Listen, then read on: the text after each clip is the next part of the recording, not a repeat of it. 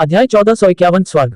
ये ताओवादी निश्चित रूप से मनुष्य नहीं था, भले ही वह मानव रूप में था। वो बहुत छोटा था, 1 फुट से भी कम लंबा। इसके अलावा सबसे महत्वपूर्ण बात यह थी कि उसका शरीर सुनहरे रंग का था। क्रांतिवृत्त अमर सोना। वह भी अमर स्वर्ण से निर्मित प्राणी था, बस वह और भी अधिक शक्तिशाली था। यह अनुमान लगाना असंभव था कि उसकी साधना कितनी गहन थी, लेकिन वह निश्चित रूप से अमर दाव के शिखर पर खड़ा था। ताओवादी के पास पुराने जमाने का ताओवादी चोगा, सुनहरी पुतलियां, पतले बाल और दाढ़ी थी। वह बहुत बुरा था। हालांकि वह एक अमर प्राणी था, उसका शरीर मांस और खून से अलग नहीं था। जब तक कोई ध्यान से न देखे, उसे पहचानना मुश्किल था। शेहाव भावुक हो गया, उसकी आत्मा कांप रही थी, शरीर और भी ज्यादा टूटने को था। हालांकि उसने बस कुछ बार ही उस पर नजर डाली थी, फिर भी उसके लिए उस तरह के भारी दबाव को सहना बेहद मुश्किल था। ये स्पष्ट था कि यदि कोई और आता तो वह बहुत देर तक कांपता रहता, झुकता रहता, इस शक्ति का प्रतिरोध करने में असमर्थ रहता। ये बूढ़ा दाओवादी एक खंडहर रथ पर बैठा था जिसकी लंबाई 1 फुट से भी कम थी। वह छोटा था, फिर भी उसमें बेजोड़ खौफ था। हवा में आदिम अराजकता व्याप्त थी, प्रकाश के कण इधर उधर टिमटिमा रहे थे, मानो वह ब्रह्मांड के केंद्र में बैठा हो। बस थोड़ी सी हलचल स्वर्ग और पृथ्वी को फिर से स्थापित कर सकती थी। ये वाकई बहुत भयानक था। इस स्तर का प्राणी इस दुनिया में बिल्कुल भी नहीं होना चाहिए। ये सामान्य तर्क के खिलाफ था। शेहाव के पास वास्तव में इस व्यक्ति की लगातार जांच करने का कोई तरीका नहीं था, अन्यथा बहुत बड़ी समस्याएं हो सकती थी। उसका शरीर फट जाएगा, खूनी धुंध के विस्फोट में बदल जाएगा। ये बेजोड़ शक्ति थी। वह सिर्फ अपने आसपास की ओर देख सकता था। वहां तारे बहुत छोटे थे, लेकिन वे बिल्कुल असली थे। जितना ज्यादा वह उन्हें देखता, उतना ही उसका शरीर कांप उठता। अचानक वे बड़े हो गए, एक असीम तारा प्रणाली बन गए। तभी शेहाव को दबाव की लहर महसूस हुई। एक के बाद एक बड़े तारे घूम रहे थे, गड़गड़ाहट की आवाजें निकाल रहे थे, प्राचीन ब्रह्मांड को कुचल रहे थे, जब तक कि वह प्रतिक्रिया में कांपने नहीं लगा। बाद में शेहाव इतना घबरा गया कि वह डर गया। ऐसा इसलिए हुआ क्योंकि उसने हत्या की चीखें सुनी थी। उन तारों पर असंख्य प्राणी दहाड़ रहे थे, विशाल सेनाएं एक दूसरे से लड़ रही थी, तथा स्वर्गीय देवता, शून्य दाव, आत्मा मुक्ति तथा सर्वोच्च प्राणी स्तर के प्राणियों की कोई कमी नहीं थी। हर एक तारा ऐसा ही था। इस बीच ये सभी तारे उस बूढ़े दाववादी को घेरे हुए थे, जैसे वे आगे बढ़ रहे हों। हान, शेहाव का शरीर अकड़ गया, बिल्कुल भी हिल नहीं रहा था। ऐसा इसलिए था क्योंकि उन तारों को देखने के बाद वह कभी कभी बुजुर्ग की तरफ भी देखता था और देखता था कि बूढ़ा दाववादी भी अलग हो गया है। बूढ़ा दाववादी अब छोटा नहीं रह गया था, बल्कि बहुत विशाल, भव्य, स्वर्ग और पृथ्वी के बीच ऊंचा था। ये वर्णन करने के लिए भी पर्याप्त नहीं था। वह वर्तमान में पूरे प्राचीन ब्रह्मांड के केंद्र में बैठा था। उसका शरीर इतना भयानक था कि उसका अंत देखना मुश्किल था। अनगिनत तारों वाली नदियां और यहाँ तक कि अनंत महान तारे भी घूम रहे थे। हालांकि बूढ़े दाववादी के शरीर पर मौजूद बालों की तुलना में वे कुछ खास नहीं थे। बूढ़े दाववादी का पूरा शरीर पहले से ही दिखाई नहीं दे रहा था, क्योंकि उसका हर भाग अंतहीन रूप से बड़ा था, यहाँ तक कि तारों वाले आकाश से भी अधिक विशाल। शेहाव दंग रह गया। यह अकल्पनीय था। विशाल शरीर बेहद धुंधला था। प्राचीन ब्रह्मांड में बैठे हुए इसने पूरे स्वर्गीय गुंबद को भर दिया, जो बेहद भयावह था। चाहे वह किसी भी प्रकार का प्राणी हो, वे सभी उसके सामने झुक जाते थे, दंडवत प्रणाम करते थे।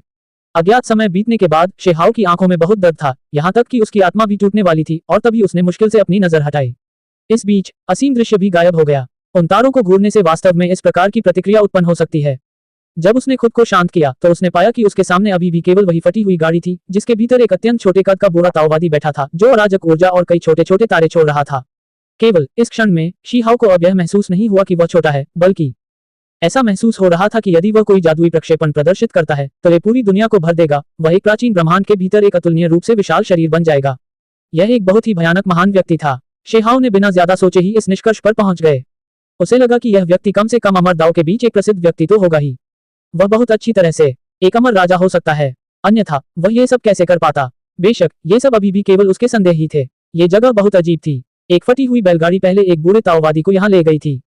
अंत में वे यहाँ गिरकर सूख गए। बूढ़े ताओवादी को मर जाना चाहिए था, क्योंकि उसमें जीवन शक्ति की कमी थी, लेकिन फिर भी उसमें वह राजसीपन और खौफ था। यह साबित करने के लिए पर्याप्त था कि वह कितना भयानक और शक्तिशाली था।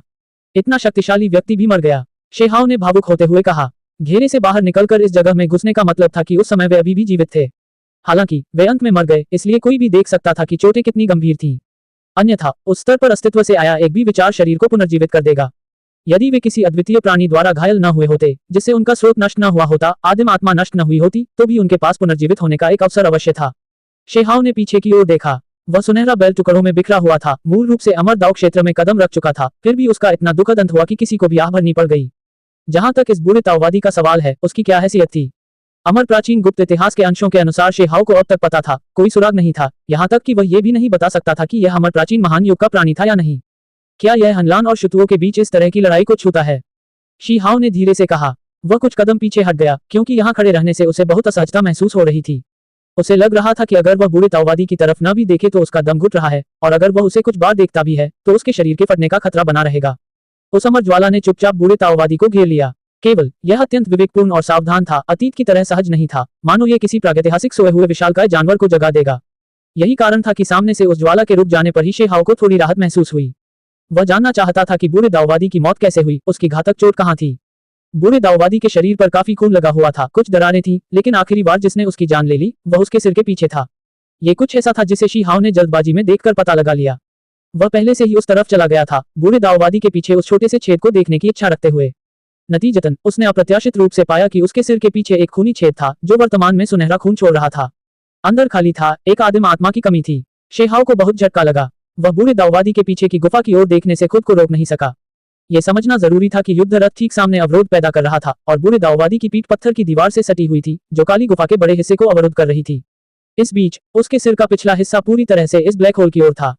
शेहाओ को थोड़ा आश्चर्य हुआ कि हालांकि वह ज्यादा कुछ नहीं देख पा रहा था, लेकिन उसे बस एक बुरी अनुभूति हुई जिससे उसे डर लगा और वह पूरे शरीर में कांपने लगा। वह ज्वाला भी ऐसी ही थी, पत्थर की गुफा के काले प्राचीन छेद में उड़ती हुई नहीं बल्कि सीधे पीछे हटती हुई। इससे शेहाओ और भी ज्यादा घबरा गया, उसके सिर में सुन्नापन की लहर दौड़ गई। ये पहली बार था जब उसने इस लौ को इतना संयमित भय प्रदर्शित करते देखा जो किसी चीज के पास जाने को तैयार नहीं थी। वो पता नहीं कहां से तेज हवा का झोंका आया। बूढ़े दाऊवादी के पीछे के ब्लैक होल से भी एक बहुत ही भयानक आवाज निकली जो रोने की आवाज जैसी थी, लेकिन पत्थर से टकराती हवा की आवाज जैसी भी थी। हालांकि शेहाओ को इस बात की तह तक जाने की इच्छा थी, लेकिन वह जानता था कि यह कितना गंभीर मामला था। कुछ ऐसी जगहें थी जहां वह अभी पैर नहीं रख सकता था। वह कोई जोखिम न लेते हुए चुपचाप पीछे हट गया। उन्होंने यहाँ सावधानीपूर्वक खोज की और पाया कि सभी अमर अमृत क्रांतिवृत्त पत्थर से उठने वाली सुनहरी धुंध की लपटों से बने थे। चाहे वह पुराने ताओवादी का सुनहरा बैल हो या नहीं, वे दोनों क्रांतिवृत्त अमर सोने से बने हैं। क्या यह उनका जन्म स्थान हो सकता है? शी हाओ को संदेह होने लगा। इस बात के सच होने की पूरी संभावना थी। इसीलिए जब विपत्ति आई तो उन्होंने यहीं मरने का फैसला किया ताकि उनकी आत्माएं अपने घर लौट सकें। इसी समय इतना अधिक एक्लिप्टिक स्टोन वास्तव में एक्लिप्टिक अमर सोने की एक बड़ी मात्रा का उत्पादन करने में सक्षम होना चाहिए। यही कारण है कि सुनहरा बैल, गाड़ी और बूढ़े दाऊवादी की उपस्थिति उचित हो सकती है। शेहाओ उन धुंधले सुनहरे बैल के अवशेषों के पास लौट आया। यह एक्लिप्टिक अमर सोना था। इतने समय बाद ये धूल से ढका हुआ था। बैल की मृत्यु न जाने कितने हजार साल पहले हो गई थी। सामान्य रूप से कहें तो जब तक अमर गुर्ग जीवित प्राणी में परिवर्तित हो जाता है वे बहादुर और बेजोड़ बन जाते हैं, क्योंकि उनका शरीर इतना कठोर होता है कि उसे भेद पाना व्यवहारिक रूप से असंभव होता है। इस बीच ये सुनहरा बैल पहले से ही एक अमर दाव आकृति बन चुका था, फिर भी यह मर गया और इसका सार बह गया। कुछ ठीक नहीं है। ये सुनहरा बैल अभी भी अंत में एक अमर दाव अस्तित्व है, तो यह इतना डरावना क्यों नहीं है? इसकी आध्यात्मिकता का नुकसान बहुत गंभीर है ना? शेहाओ को याद आया कि सतह पर एक और सुनहरा बैल था। भले ही इसकी तुलना अमर दाव प्राणी से नहीं की जा सकती थी, फिर भी यह बेहद शक्तिशाली था। शायद इस दुनिया में इतने लंबे समय तक अस्तित्व में नहीं रहा। दो सुनहरे बैल एक जैसे हैं, मुझे मत बताओ कि यह एक संयोग है। शी हाओ की अभिव्यक्ति गंभीर थी। वह बहुत अधिक संगति पैदा कर रहा था। उसकी अभिव्यक्ति में बहुत अधिक परिवर्तन हो रहा था। भावनाएं बड़ी लहरों की तरह उठ रही थी और गिर रही थी, जिससे उसे शांत करना कठिन हो रहा था। ऐसा इसलिए था क्योंकि वे विचार बहुत चौंकाने वाले थे। क्या ये हो सकता है कि सुनहरे बैल का पुनर्जन्म हुआ हो जो पुनर्जन्म प्राप्त करने के लिए इस स्थान का उपयोग कर रहा हो? शी हाओ का शरीर कांप उठा। उसने जमीन पर बने सुनहरे तालाब के बारे में सोचा। उसके अंदर स्पष्ट रूप से एक रहस्यमयी पैटर्न था। क्या उसी से सुनहरे जीव का निर्माण हुआ था? क्या इसमें कोई और भी शामिल था? शेहाओ उस बूढ़े दाऊवादी की ओर मुड़ा जो पहले से ही बेहद धुंधला था। यदि सुनहरे बैल को पुनर्जीवित करने का मौका होता, पुराने ताओवादी की स्वर्ग तक पहुंचने वाली, धरती को हिला देने वाली अतुलनीय दिव्य क्षमता के साथ, तो क्या वास्तव में इसके अस्तित्व को सुनिश्चित करने का कोई तरीका नहीं था? क्या ये हो सकता है कि वह काला प्राचीन छेद? शेहाओ के चेहरे पर भाव बदल गए। उसे लगा कि वह इस जगह पर नहीं रह सकता। वह जल्दी से पीछे हट गया और भूमिगत गुफा से बाहर निकल गया। इसके तुरंत बाद उसकी दिव्य इंद्रियां वापस आ गईं, उसके असली शरीर की आंखें खुल गईं। वह अभी भी छोटे से तालाब में बैठा हुआ था। मैं ऐसे ही नहीं जा सकता। मैं पहले इस जगह का इस्तेमाल खेती के लिए करूंगा। ये निश्चित रूप से एक अमर गुफा थी, विशेष रूप से इस प्रकार का सुनहरा तरल जो इससे भी अधिक एक बेजोड़ कीमती तरल था। अगर वह इसे चूक गया तो उसे अपने पूरे जीवन में इसका पछतावा होगा। ऐसा इसलिए था क्योंकि उन्हें लगा कि यह तरल पदार्थ शायद अमर दाव प्राणी के जन्म के लिए ही बनाया गया है। कोई आश्चर्य नहीं कि मेरे शरीर के भीतर मूल ऊर्जा फिर से प्रकट हुई। ये बेजोड़ अमर तरीकों का परिणाम है। शेहाओ ने पूल में पैटर्न को छुआ। फिर वह अपनी साधना में वापस लौट आया और अमृत के भीतर गुप्त शक्ति को अवशोषित करने लगा। हालांकि ऐसी अफवाह थी कि एक बार मूल ऊर्जा प्रकट होने पर यह बहुत बड़ी आपदा का संकेत होगा कि यह उसके जीवन को समाप्त कर देगा। शेहाओ अलौकिक में विश्वास नहीं करता था। वह वास्तव में यह देखना चाहता था कि अगर वह मूल ऊर्जा का पोषण करता है तो किस तरह के परिवर्तन लाएगा। ये वाकई चौंकाने वाला था। मूल ऊर्जा को मूल रूप से प्रकट नहीं होना चाहिए था, लेकिन अभी यह अधिक वास्तविक हो रही थी। ये धीरे धीरे मजबूत, अधिक से अधिक शुद्ध, सफेद, रहस्यमय और भयानक होती जा रही थी। अंत में शेहाओ ने इसे पूरी ताकत से संचालित किया, जिससे मूल ऊर्जा पूरी तरह से आकार ले चुकी थी। उसके पेट में पुनर्जन्म के सागर में निवास कर रही थी। ये वास्तविक और स्पष्ट था, अब धुंधला नहीं था। सब कुछ बहुत आसानी से हो गया। हांग, इसके तुरंत बाद शेहाओ ने महसूस किया कि उसके शरीर में अतुलनीय शक्ति का विस्फोट हो रहा है, जो उसके अंदर से एक पहाड़ी बाढ़ की तरह बह रही है। यह एक गर्जन वाले समुद्र की तरह फूट पड़ा, बस बहुत ही चौंकाने वाला। मूल ऊर्जा की वह धारा ऐसे घूम रही थी मानो वह समुद्र और नदियों को उलट रही हो। वास्तव में इसमें इतनी महान ऊर्जा थी, असाधारण अमर ऊर्जा के 3 तंतुओं की मात्र शरीर होने के योग्य। ठीक इसी क्षण अमर ऊर्जा की 3 किस्में प्रकट हुईं, जो उसके शरीर के भीतर प्रवाहित हुईं, तथा समस्त जीवन को इन तीनों का गहन रहस्य दिखाया, तथा उसके शरीर को जीवन शक्ति और प्रचुर जीवन शक्ति से भर दिया। तभी अमर ऊर्जा की 3 किस्में शेहाओ के सिर के मुकुट से बाहर निकलीं। वे जल्दी ही खिल गईं, वहीं खिल गईं। उनमें से एक पर एक छोटा सा व्यक्ति बैठा हुआ था। फूल की कली खिलने के बाद वह छोटी सी आकृति पूरी तरह से बन गई, वहीं बैठी रही, बिना हिले डुले, मानो वह अतीत में रहती हो। कियांग, एक चौंकाने वाला परिवर्तन हुआ। बीच वाले के खिलने के बाद एक किंग कियांग ध्वनि सुनाई दी, जो बहरा करने वाली ध्वनि के साथ फूट पड़ी। शेहाओ घबरा गया, उसे ऐसा लग रहा था जैसे वह खुद किसी मानसिक यात्रा पर निकल गया हो। ये थोड़ा अजीब था। इसके तुरंत बाद 3 महान दाव फूलों का केंद्रीय फूल हिल गया, जिससे अराजक ऊर्जा निकल गई। फिर वह पूरी तरह से चौंक गया। एक छोटा सा व्यक्ति उस पर बैठा था, अत्यंत अस्पष्ट, लेकिन फिर भी यह अत्यंत चौंकाने वाला था।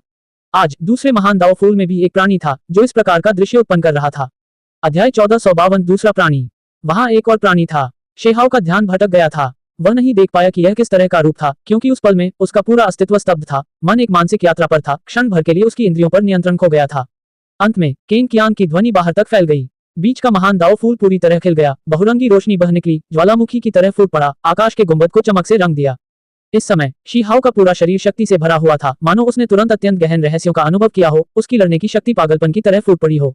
Zheng Zheng Zheng. उस फूल के खिलने के बाद हर फूल की पंखुड़ी चमक रही थी और कान फाड़ देने वाली आवाजें निकाल रही थी। फूलों की पंखुड़ियां मनमोहक और सुंदर थीं। ये दृश्य बहुत ही चौंकाने वाला था।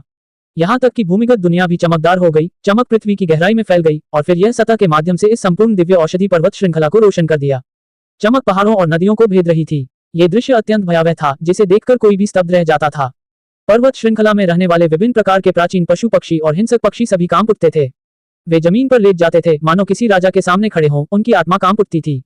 इस बीच शेहाओ खुद भी चिंतित था, उसके भीतर बड़ी लहरें उठ रही थीं। अभी उसे बेहद खास महसूस हो रहा था, जैसे उसके पास अनंत शक्ति थी, जो उसके भीतर से निकलकर चारों ओर घूम रही थी।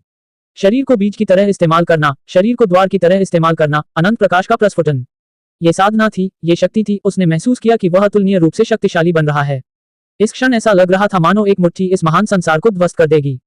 इस तरह की शक्तिशाली अनुभूति लगातार जारी रही, जिससे उसे लगा कि वह शिखर पर है। एक विस्मय में उसे लगा जैसे उसने समय को अनदेखा कर दिया है, एक के बाद एक बेजोड़ अस्तित्वों को उभरते हुए देख रहा है। शेहाओ ने न तो उतावलापन दिखाया, न ही वह पागल हुआ। इसके बजाय वह बेहद शांत रहा और अपने बारे में सब कुछ जांचता रहा। वह स्पष्ट रूप से अपने शरीर में शक्ति का संचार महसूस कर सकता था। उसकी साधना आगे बढ़ रही थी। हालांकि ये सब उसके सिर पर स्थित उस महान दाव फूल पर केंद्रित था, जो उस छोटे से व्यक्ति के शरीर में प्रवेश कर रहा था। ये सब उस अस्पष्ट छोटे व्यक्ति की ओर केंद्रित हो गया, उसमें लीन हो गया, मानो एक दाव फल बन रहा हो, जिससे एक वास्तविक सुनहरा शरीर उत्पन्न हो रहा हो। शेहाओ ने भौहें सिकोड़ी, लेकिन फिर वह फिर से शांत हो गया। ऐसा इसलिए था क्योंकि सिर्फ एक विचार से ही वह सब कुछ समझ सकता था। केंद्रीय महान दाव फूल पर बैठा प्राणी उसके साथ एक हो गया था। दोनों संयुक्त रूप से सब कुछ के मालिक थे। किसी भी चिंता की कोई जरूरत नहीं थी। ये पहले महान दाव फूल के प्राणी से पूरी तरह से अलग था। पहला प्राणी पूरे समय अस्पष्ट, अत्यंत दूर रहा, मानो अतीत में अस्तित्व में था। वह उसी महान युग में अस्तित्व में नहीं था, मानो वह स्वर्ग और पृथ्वी के खुलने से पहले अस्तित्व में था। हर बार जब शेहाओ ने उससे संवाद करने की कोशिश की, तो वह असफल हो गया। ऐसा लग रहा था जैसे अनंत समय ने दोनों को अलग कर दिया हो। उसके लिए उसे छूना असंभव था, पहुंच से बाहर। दोनों अलग हो चुके थे, समय की नदी उन्हें अलग कर रही थी। वह केवल दूर से ही उसे देख सकता था, दोनों का वास्तविक रूप से मिलन नहीं हो पा रहा था। हालांकि वह जानता था कि उस प्राणी की खेती करने से उसे कोई नुकसान नहीं होगा। जब वह पिछली बार संकट पार कर रहा था, अमर हत्या गिलोटिन का सामना कर रहा था, तो यह वही प्राणी था जिसने उसकी जगह ब्लेड ले लिया था। हान, महान दाव फूल फिर से कांपने लगा। उस केंद्रीय फूल पर 10,000 धारियों में बहुरंगी रोशनी फूट पड़ी। हजारों शुभ चमक की धारियां खिल उठी, भूमिगत दुनिया से गुजरते हुए सतह से बाहर निकल गईं। इसने पहाड़ों और नदियों को लाल रंग में रंग दिया, वास्तव में खून की चमक की तरह, हत्या की मंशा लेकर। ऐसा लग रहा था कि यह लड़ने का, मारने का, अद्वितीय लड़ाकू शक्ति का प्रतिनिधित्व करने का प्रभारी है। फिर लाल रंग की बहुरंगी रोशनी मन सुनहरे रंग में बदल गई। हल्की बैंगनी ऊर्जा फिर से प्रकट हुई। कई तरह के चमकीले रंग आपस में गुथे हुए थे। हत्या का इरादा भी बहुत शक्तिशाली था, अलग और दूर। शीहाओ के शरीर के भीतर की हड्डियां हिल रही थीं, पीपा ध्वनियां निकल रही थीं, प्रतिध्वनि हो रही थी, पीस रही थी, विकसित हो रही थी, पहले से भी अधिक मजबूत और शक्तिशाली बन रही थी। वह ताकतवर होता जा रहा था। उसने अपने दाव आधार को मजबूत किया, अपनी हड्डियों और मांस को बेहतर बनाया। उसके शरीर के भीतर के द्वार एक के बाद एक प्रकट हुए, जिससे उसके पूरे शरीर के विभिन्न भागों को पोषण देने के लिए रहस्यमयी शक्ति निकल रही थी। यह विशेष रूप से पुनर्जन्म सागर के मामले में था, जो वह स्थान बन गया जहां द्वार एकत्र हुए। केवल शरीर को बीज के रूप में उपयोग करके ही इस चरण तक पहुंचा जा सकता है। अगर मैं एक नई व्यवस्था स्थापित करना चाहता हूं, तो दूसरे लोग मेरे रास्ते पर चलकर मेरे स्तर तक नहीं पहुंच सकते। मुझे एक और रास्ता स्थापित करने की जरूरत है। शेहाव ने हल्की आह भरी। अगर दूसरे लोग उसकी नकल करें तो ये काम करना बहुत मुश्किल हो जाएगा। दूसरों के लिए उसका रास्ता टूटा हुआ रास्ता था। उसने अपना सिर हिलाया और इस सब के बारे में न सोचने का फैसला किया। वह खुद अभी तक शिखर पर नहीं पहुंचा था और आगे का रास्ता अभी भी बहुत दूर था। इस सब के बारे में सोचना व्यर्थ था। इस बार जिस कारण से वह एक महान दाव फूल के खिलने पर हलचल कर सका, एक दूसरे प्राणी का उत्पादन कर सका, वह काफी हद तक इस सुनहरे तालाब से संबंधित था। ऐसा इसलिए था क्योंकि यह एक अमर, एक अनमोल तालाब द्वारा लाया गया था जो संभवतः सोने के बैल के पुनरुत्थान के लिए विशेष रूप से तैयार किया गया था। उसे गंभीरता से संदेह होने लगा कि सोने का बैल पुनर्जन्म ले सकता है। ये वास्तव में इसी कारण था कि मूल ऊर्जा जो मूल रूप से बिखर जानी चाहिए थी, एक बार फिर संघनित हो गई और अब पूर्ण रूप से स्थिर हो गई। अमर ऊर्जा की 3 धाराएं भी इसके कारण अधिक शक्तिशाली हो गईं, विशेषकर दूसरी धारा को अकल्पनीय पोषण प्राप्त हुआ। यही कारण था कि वह फल में खिल सकी। एकमात्र अफसोस की बात यह थी कि उसके स्रोत की चोटें केवल थोड़ी ही ठीक हुई, अभी भी मौजूद हैं, जिनसे छुटकारा पाना मुश्किल है। यह एक बहुत बड़ी समस्या थी। इससे मेरे जीवन और मृत्यु पर कोई प्रभाव नहीं पड़ना चाहिए और अल्पावधि में मेरे कार्यों पर भी इसका कोई प्रभाव नहीं पड़ना चाहिए। शेहाव ने स्वयं से कहा। उसका पूरा शरीर शिथिल हो गया, हर छिद्र से सार प्रकाश निकल रहा था। ऐसा इसलिए था क्योंकि इसे बिल्कुल भी सील नहीं किया जा सकता था। यह पुल बहुत ही असाधारण था। उसका शरीर लगातार सार प्राप्त कर रहा था, वर्तमान में एक प्रकार का सार बपतिस्मा स्वीकार कर रहा था। अचानक शेहाव चौंक गया। मूल ऊर्जा की वह डोरी पुनर्जन्म के सागर से निकलकर एक बड़े ड्रैगन की तरह उसकी रीढ़ की हड्डी पर चढ़ती हुई बाहर निकल आई। हांग, शेहाव को लगा जैसे वह अब और नहीं टिक सकता। उसकी रीढ़ की हड्डी से शक्ति की एक रहस्यमयी लहर फूट पड़ी। जल्दबाजी में नजर घुमाने पर उसे अपनी रीढ़ की हड्डी पर कई दरवाजे दिखे, हर एक नोट पर एक, और वे सभी खुल रहे थे। यह एक बहुत ही महत्वपूर्ण छिपी हुई दहलीज थी। अगर वह सभी दरवाजे खोल पाता तो लाभ अकल्पनीय होता। मूल ऊर्जा की यह धारा एक सच्चे ड्रैगन की तरह उछली। उसकी रीढ़ की हड्डी से ऊपर की ओर बढ़ने के बाद यह उसकी खोपड़ी में प्रवेश कर गई, उसके आध्यात्मिक केंद्र में प्रवेश कर गई, जिससे शेहाव की नजर गहरी हो गई। इस समय वह बहुत सी बातें सोच रहा था। फिर उसने अपनी आंखें बंद कर लीं। मूल ऊर्जा उसकी खोपड़ी में न रहकर फैल गई। यह उसके सिर के मुकुट से बाहर निकल गई, एक ड्रैगन की तरह चिल्लाते हुए, ऊपर के आकाश और नीचे की धरती को हिलाते हुए। यह शून्य में प्रकट हुआ और फिर यह सीधे दूसरे महान दाव फूल पर पहुंचा। अच्छा नहीं, शेहाव ने श्वास ध्वनि के साथ अपनी आंखें खोली। कभी उम्मीद नहीं की थी कि मूल ऊर्जा की यह धारा इतनी भयावह होगी, वास्तव में अपने आप ही चली जाएगी, इसके अलावा उसके दाव फल को चुराने की कोशिश करेगी। क्या ये वास्तव में वैसा ही था जैसा कि किंवदंतियों में कहा गया था कि मूल ऊर्जा को बरकरार नहीं रखा जा सकता था, उसकी चाहत नहीं की जा सकती थी, अन्यथा ये स्वयं पर एक बड़ी आपदा ला देगा। ये चीज बेड़ियों की तरह थी जिसका दोहन करना और अपने लिए एक बेमिसाल महान प्राकृतिक भाग्य में बदलना मुश्किल था। अंत में ये खुद पर विनाश लाएगा। यह ऐसी चीज थी जो पीढ़ी दर पीढ़ी चली आ रही थी। शेहाव ने अपनी दिव्य शक्ति का प्रयोग किया और एक तरफ हटना चाहा, लेकिन उस महान दाव फूल ने किंग की आंख ध्वनियां छोड़ी जो दिव्य हथियार की तरह स्वर्ग को चीरने वाली आवाजें थी। ये बहुत चौंकाने वाला था। केवल मूल ऊर्जा की यह लकीर बहुत ही भयानक थी। यह एक सच्चे ड्रैगन के आकार में बदल गई, ऊपर उठती हुई, चमकती हुई फूलों की पंखुड़ियों को खुद पर काटने की अनुमति देती हुई, पूरी तरह से अप्रभावित। सभी दिशाओं में चिंगारियां उड़ी। मूल ऊर्जा को कोई नुकसान नहीं पहुंचा, बल्कि धातु जैसी आवाज निकली। फिर मूल ऊर्जा सीधे महान दाव फूल में प्रवेश कर गई, इसे रोका नहीं जा सका। हांग, वह छोटी सी आकृति हिल रही थी। वह बहुत ही अस्पष्ट थी, उसके चारों ओर का क्षेत्र चमकीला था, अंदर का भाग अंधेरा था। वह एक प्राचीन गुफा में बैठी थी, लेकिन इस समय उसने अपनी आंखें खोली, उसकी निगाहें तेज और डरावनी थी। इसके अलावा उसके शरीर से एक भयानक आभा फैल रही थी। वह हत्या करने का प्रभारी था। खूनी धुंध हवा में फैल गई, जिससे आसपास के सभी जीव डर गए। दुर्भाग्यवश ये छोटी सी आकृति बहुत देर से जागी। मूल ऊर्जा पहले ही आ चुकी थी, जिसने इसके शरीर को बेड़ियों की तरह जकड़ लिया था, जो अतुलनीय रूप से कठोर थी, जिससे मुक्त होना असंभव था। दहाड़ने के बाद वह छोटा व्यक्ति संघर्ष करते हुए खड़ा हो गया। वह मूल ऊर्जा को तोड़ना चाहता था, प्रतिबंधित नहीं होना चाहता था। कच, आसपास का खालीपन इंच इंच करके टूट गया। पास में ही इक्लिप्टिक स्टोन एक दुर्लभ कीमती पदार्थ के रूप में जाना जाता था, लेकिन अंत में ये फिर भी टूट गया और पाउडर में बदल गया। ये दृश्य बेहद चौंकाने वाला था। ये समझना जरूरी था कि इक्लिप्टिक स्टोन बहुत मजबूत था, भले ही इसकी तुलना उसमें मौजूद अमर सोने से न की जा सकती हो, फिर भी यह एक दिव्य पदार्थ था। युवा पीढ़ी के जीव इसे तोड़ नहीं सकते थे। हालांकि इस छोटे से व्यक्ति ने ये कर दिखाया। इससे उत्पन्न तरंगों ने इक्लिप्टिक स्टोन को तोड़ दिया। शेहाव की अभिव्यक्ति बदल गई। साथ ही उसने इस छोटी सी आकृति को बचाने की कोशिश में बल भी लगाया। ऐसा इसलिए था क्योंकि उसे लगा कि वह बिल्कुल वही है, उनका रिश्ता घनिष्ठ, अविभाज्य है। अंत में वह अभी भी एक कदम बहुत देर से था। मूल ऊर्जा बहुत मजबूत थी, जिसने छोटी आकृति को और अधिक मजबूती से जकड़ लिया। यह एक बर्बर ड्रैगन की तरह था, जो छोटी आकृति के शरीर के चारों ओर घूमता था, अंत में पैटर्न में बदल जाता था, खुद को उसकी सतह पर उकेरता था। शेहाव ने एक हल्की आह भरी और असहायता की लहर महसूस की। मूल ऊर्जा बहुत मजबूत, अविचल थी, क्योंकि 3 महान दाव फूल पहले अमर ऊर्जा थे। वे सभी इसके पीछे छोड़े गए निशान थे, इसलिए वे आसानी से इसके द्वारा प्रतिबंधित थे। दूसरी छोटी आकृति महान दाव फूल द्वारा निर्मित थी, इसलिए स्वाभाविक रूप से उसने उसे जाने नहीं दिया तथा उसे बंद कर दिया। वह छोटी सी आकृति पहले से ही बैठी हुई थी, अपनी आंखें बंद करके, बाहरी दुनिया से कटी हुई, हिलती डुलती नहीं। मूल ऊर्जा बेड़ियों की तरह थी, जो उसके शरीर को कसकर बांध रही थी। पहला आंकड़ा अतीत में रहता है, दूसरा वर्तमान में रहता है, मेरे साथ प्रतिध्वनित होता है। उसके पास अतुलनीय लड़ने की शक्ति है, फिर भी अब उसे एक आपदा का सामना करना पड़ा। शेहाओ ने खुद से कहा। उसकी आंखें रसातल की तरह थीं, अथाह गहरी। अगर मैं मूल ऊर्जा को परिष्कृत कर सकूं, उसे अपने सच्चे शरीर के साथ विलीन कर सकूं। वह सोच रहा था, चाहे वह उसके सिर पर मौजूद प्राणी हो या वह स्वयं, एक बात पर उसे पूरा भरोसा था, वह ये कि मूल ऊर्जा उन्हें प्रतिबंधित कर रही थी, उन्हें दबाने में सक्षम थी। अमर ऊर्जा की 3 किस्में फूलों का निर्माण करती हैं, अंत में वे सभी जीव पैदा कर सकते हैं। अगर शेहाओ मूल ऊर्जा को परिष्कृत कर सकता है, उसे खुद के साथ मिला सकता है, तो वह सब कुछ समझने में सक्षम होगा। आखिरकार अमर ऊर्जा की 3 धारियां मूल ऊर्जा द्वारा ही उत्पन्न हुई थी, तथा उसके द्वारा छोड़े गए निशान भी। क्या ये गुप्त रूप से नियत था? शेहाओ ने अपनी आंखें थोड़ी सी सिकोड़ ली, सार प्रकाश फूट पड़ा। मूल ऊर्जा को तोड़ना, उसे अपने शरीर में तब तक परिष्कृत करना जब तक कि दोनों के बीच कोई अंतर न रह जाए, और फिर मूल ऊर्जा को समझकर अमर ऊर्जा की 3 धारियां विकसित करना, ये दांव आकर्षण से भरा हुआ लग रहा था। 1 से शुरू करके 3 से लेकर सभी चीजें। शेहाओ की आंखें चमक उठी, असाधारण चमक के साथ। बस उसे पता था कि भले ही उसके विचार अच्छे थे, लेकिन यह मौत का रास्ता हो सकता है। अभी उसके सिर पर दूसरा प्राणी पहले से ही एक निराशाजनक स्थिति में गिर गया है, बंद हो गया है। मूल ऊर्जा, इसे नियंत्रित नहीं किया जा सकता। शेहाओ अलौकिक में विश्वास नहीं करता था, वह किंवदंतियों को तोड़ना चाहता था, इस मूल ऊर्जा को परिष्कृत करना चाहता था, इसे अपने सच्चे शरीर के लिए पोषक तत्वों में तोड़ना चाहता था, इसके साथ विलय करना चाहता था। उसने गहरी सांस ली और फिर बैठ गया, अपनी एकांत साधना शुरू कर दी। अभी वह सच्चे आदिम अभिलेख का संचालन कर रहा था, इस सबसे रहस्यमय प्राचीन शास्त्र के माध्यम से एक रास्ता खोजने की इच्छा रखते हुए। इस धर्मग्रंथ की उत्पत्ति अत्यंत विचित्र थी, जो चमचमाती हड्डियों पर लिखा गया था, जो क्षय को अद्भुत में बदलने में सक्षम था, तथा जिसमें अकल्पनीय शक्ति थी।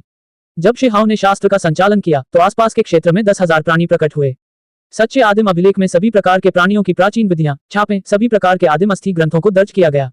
उसी क्षण हो, ड्रैगन, किलिन, पेंग, साथ ही अन्य प्राचीन जानवर और दुष्ट पक्षी एक साथ प्रकट हुए। फिर सभी प्रकार के पक्षी और जानवर, यहाँ तक कि पौधे और अन्य चीजें भी शून्य में उभर आईं। अनगिनत जीव, हजारों प्रजातियां शेहाओ को घेरे हुए थी, इस कुंड के साथ जीवन ऊर्जा को अवशोषित कर रही थी। उन्हें अप्रत्याशित रूप से जीवन मिला हुआ लग रहा था, वे पुनर्जीवित होने वाले थे, पुनर्जन्म लेने वाले थे। ये बहुत ही अजीब था, यहाँ तक कि शेहाओ भी हैरान रह गया। हालांकि ये जीव हर बार सच्चे आदिम अभिलेख के संचालन के समय प्रकट होते थे, लेकिन वे आखिरकार हड्डियों के पाठों से बने थे। अभी उनके पास इतनी प्रबल जीवन ऊर्जा कैसे हो सकती है? अध्याय 1453 अमर ऊर्जा विकास। शेहाओ का दिमाग पूरी तरह से साफ था, वह बाकी सब कुछ भूल गया था, केवल एक चीज जो बची थी वह थी दाव के बारे में उसके विचार। वह एक अविश्वसनीय रहस्यमय स्थिति में मग्न था। वह सुनहरे कुंड के पानी में बैठ गया, समझने, अनुभव करने, मूल ऊर्जा को हटाने, उसे अपना हिस्सा बनाने का तरीका जानने की कोशिश करने पर ध्यान केंद्रित किया। यह उसके दाव फल से संबंधित था। उसके ऊपर 3 बड़े दाव फूल खिले और फिर मुरझा गए।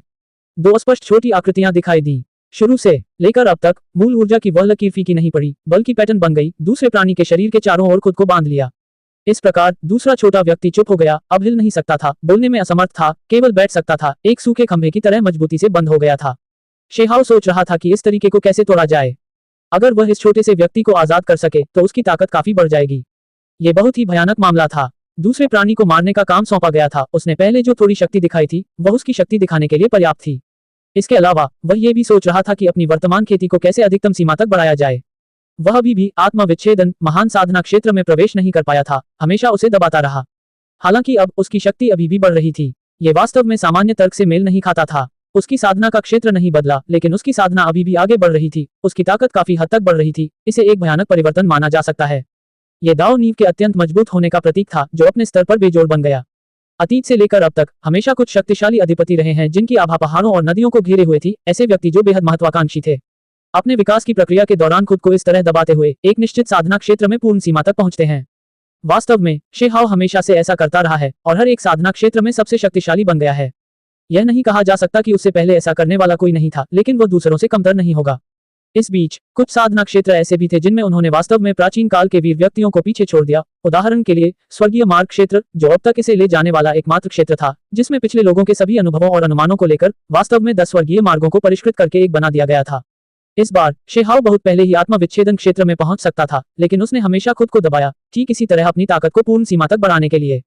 वह सबसे शक्तिशाली बनना चाहता था। हां, उसी क्षण शेहाओ को तीव्र दर्द महसूस हुआ। 3 बड़े दाव फूल खिल गए, जो अमर ऊर्जा में बदल गए। 2 छोटी आकृतियां गायब हो गईं, अमर धुंध के साथ उसके शरीर में प्रवेश कर गईं। शेहाओ ने मूल ऊर्जा को जब्त कर लिया, उसे अलग करना, प्रतिबंधित करना और फिर उसे परिष्कृत करना चाहा। दुर्भाग्य से वह असफल रहा। उस मूल ऊर्जा को समझा नहीं जा सका, उसे बिल्कुल भी हिलाया नहीं जा सका। यह एक छोटे जंगली ड्रैगन की तरह था, असाधारण रूप से मजबूत, सीधे मुक्त होने के लिए संघर्ष कर रहा था। इसके अलावा मूल ऊर्जा एक हल्के कण के चारों ओर लिपटी हुई थी। जब उसने ध्यान से उसकी जांच की, तो उस कण के अंदर एक अमर गुंबद जैसा कुछ था। वहां एक छोटी सी आकृति बैठी थी, जो मूल ऊर्जा द्वारा बंद थी। शेहाओ ने आह भरी। इस मूल ऊर्जा से निपटना मुश्किल था, वह मुक्त होने के लिए संघर्ष नहीं कर सकता था। सुरुचिपूर्ण सोने के आभूषण, पुरुषों और महिलाओं के लिए नवीनतम डिजाइन, प्रायोजित परिणाम, इस बार भी वह असफल रहा। कई बार कोशिश करने के बाद भी वह कुछ नहीं कर सका। कियांग शेहाओ ने अनंत अमर तलवार को निकाला, उसे अपने शरीर में ले लिया। उसने एक महान दिव्य क्षमता का प्रदर्शन किया, उसे 1 इंच के आकार तक छोटा कर दिया और उसका उपयोग उस मूल ऊर्जा को काटने के लिए किया। दुर्भाग्य से यह अभी भी अप्रभावी था। अभी मूल ऊर्जा नियमित धुंध की तरह घूम रही थी। चाहे इसे कैसे भी काटा जाए, इसे जरा भी नुकसान नहीं पहुंचाया जा सकता था। इसके अलावा बाद में यह उस छोटी सी आकृति में और भी अधिक विलीन हो गया, जिससे उसे पहचानना असंभव हो गया। यदि वह उसे काटना जारी रखता तो दूसरा प्राणी निश्चित रूप से पहले कट जाता। शेहाओ ने कोई रास्ता सोचने की कोशिश की, लेकिन पाया कि वह असहाय था, वह मूल ऊर्जा के लिए कुछ नहीं कर सकता था। हान, एक और बड़ा भूकंप आया। शेहाओ के सिर के ऊपर 3 बड़े दाव फूल फिर से खिल उठे। 2 छोटी आकृतियां ऊपर बैठी थीं, रहस्यमय और दूर, शक्तिशाली और गहन, जिनके आर पार देखना असंभव था। इस बार शेहाओ ने अपना बायां हाथ उठाया, उसकी उंगली तलवार की तरह थी, एक जादुई कला को संघनित कर रही थी। चीत ध्वनि के साथ उसकी तर्जनी से गहरे लाल रंग की दिव्य चमक की एक लकीर निकली, जो अविश्वसनीय रूप से तेज थी, वास्तव में अमर मारक शक्ति रखती थी। पास का खाली स्थान ढह गया, उसमें छेद हो गया। शेहाओ ने गहरे लाल प्रकाश की इस लहर को सावधानीपूर्वक नियंत्रित किया, दूसरे प्राणी के पास पहुंचकर मूल ऊर्जा की उस धारा को काटने का प्रयास किया।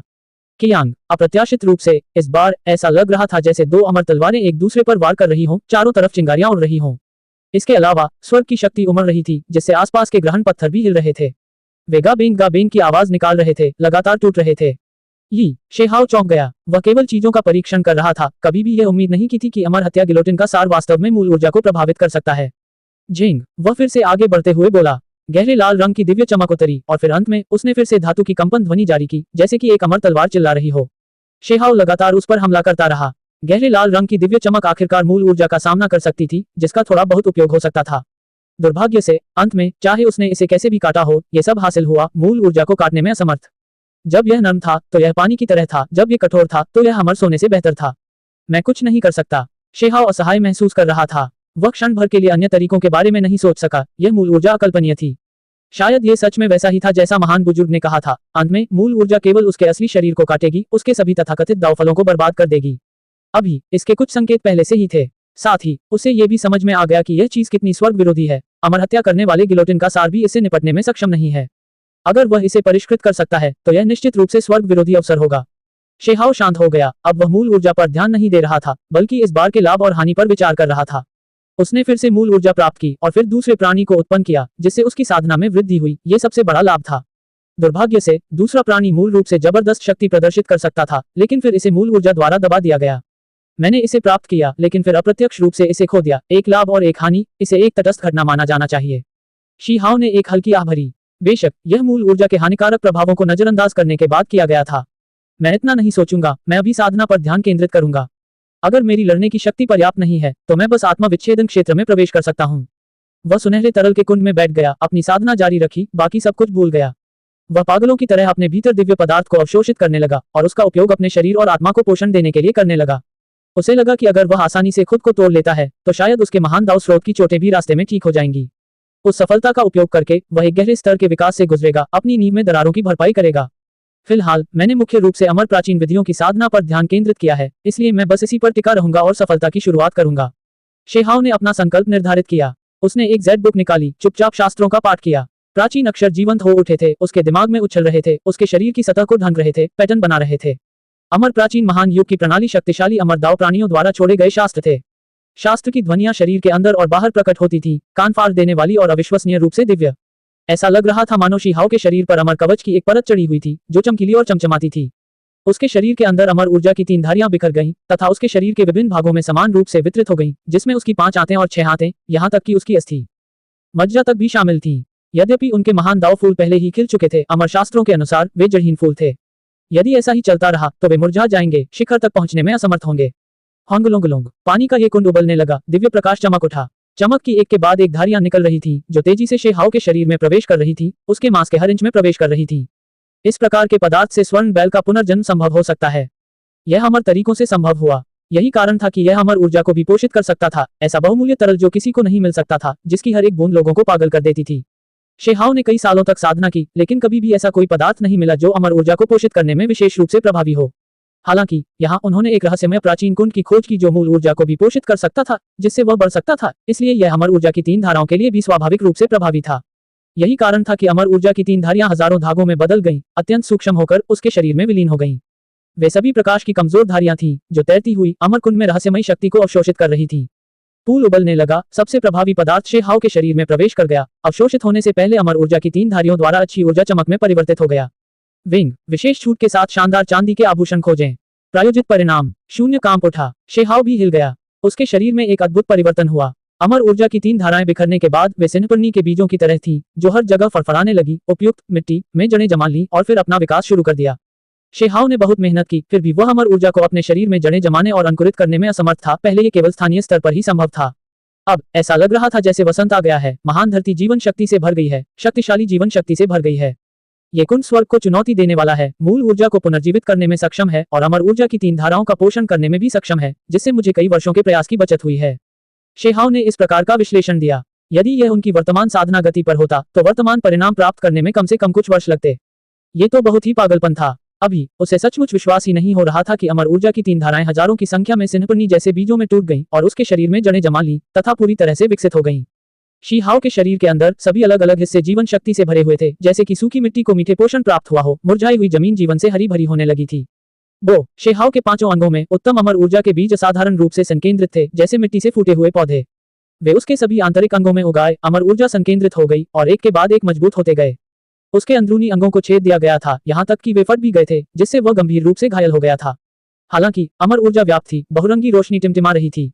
इसके तुरंत बाद 5 आंतें फिर से ठीक हो गईं और इसके अलावा वे चमकदार और चमकदार हो गईं। यह एक प्रकार का परिवर्तन था। 5 अंतड़ियां अमर ऊर्जा के साथ मिलकर संघनित होकर एक शरीर बन जाने के बाद अधिकाधिक मजबूत होती गईं। कियांग, ऐसा लग रहा था जैसे शेहाओ की हड्डियों को पीसकर टुकड़े टुकड़े कर दिया गया हो। फिर अमर ऊर्जा अंकुरित हुई, सतह पर दरारें की लकीरें दिखाई देने लगी, स्पष्ट रूप से अमर ऊर्जा फैल रही थी, उसकी हड्डियों के साथ विलीन हो रही थी। ये पीड़ा क्षणिक ही थी। उसकी हड्डियां विकसित हो रही थीं और तेजी से ठीक हो रही थीं। यह एक समायोजन था और एक तरह का परिवर्तन भी, जो उसकी हड्डियों को और भी असाधारण बना रहा था। धुंधली चमक चारों ओर बह रही थी, जो मानव कंकाल की तरह नहीं, बल्कि अमर हड्डियों के पहले संकेतों की तरह दिख रही थी। इस बीच सबसे महत्वपूर्ण बात यह थी कि वह इस मार्ग पर चरम सीमा तक चल रहा था, सबसे शक्तिशाली रुख के साथ आगे बढ़ रहा था और केवल अपने साधना स्तर को बढ़ाने का प्रयास नहीं कर रहा था। हान, जैसे कोई बड़ी नदी गर्जना कर रही हो या कोई पर्वत उमड़ रहा हो, इस प्रकार की ध्वनि पृथ्वी की गहराई से गूंज रही थी। ऐसा इसलिए हुआ क्योंकि शेहाओ के शरीर में परिवर्तन का एक और चरण आया। उसकी हड्डियों और रक्त लाल अस्थि मज्जा में अमर ऊर्जा ने जड़ें जमा ली और तेजी से बढ़ने लगी। उसके शरीर की सारी हड्डियां गूंज रही थी, अस्थि मज्जा चमक रही थी।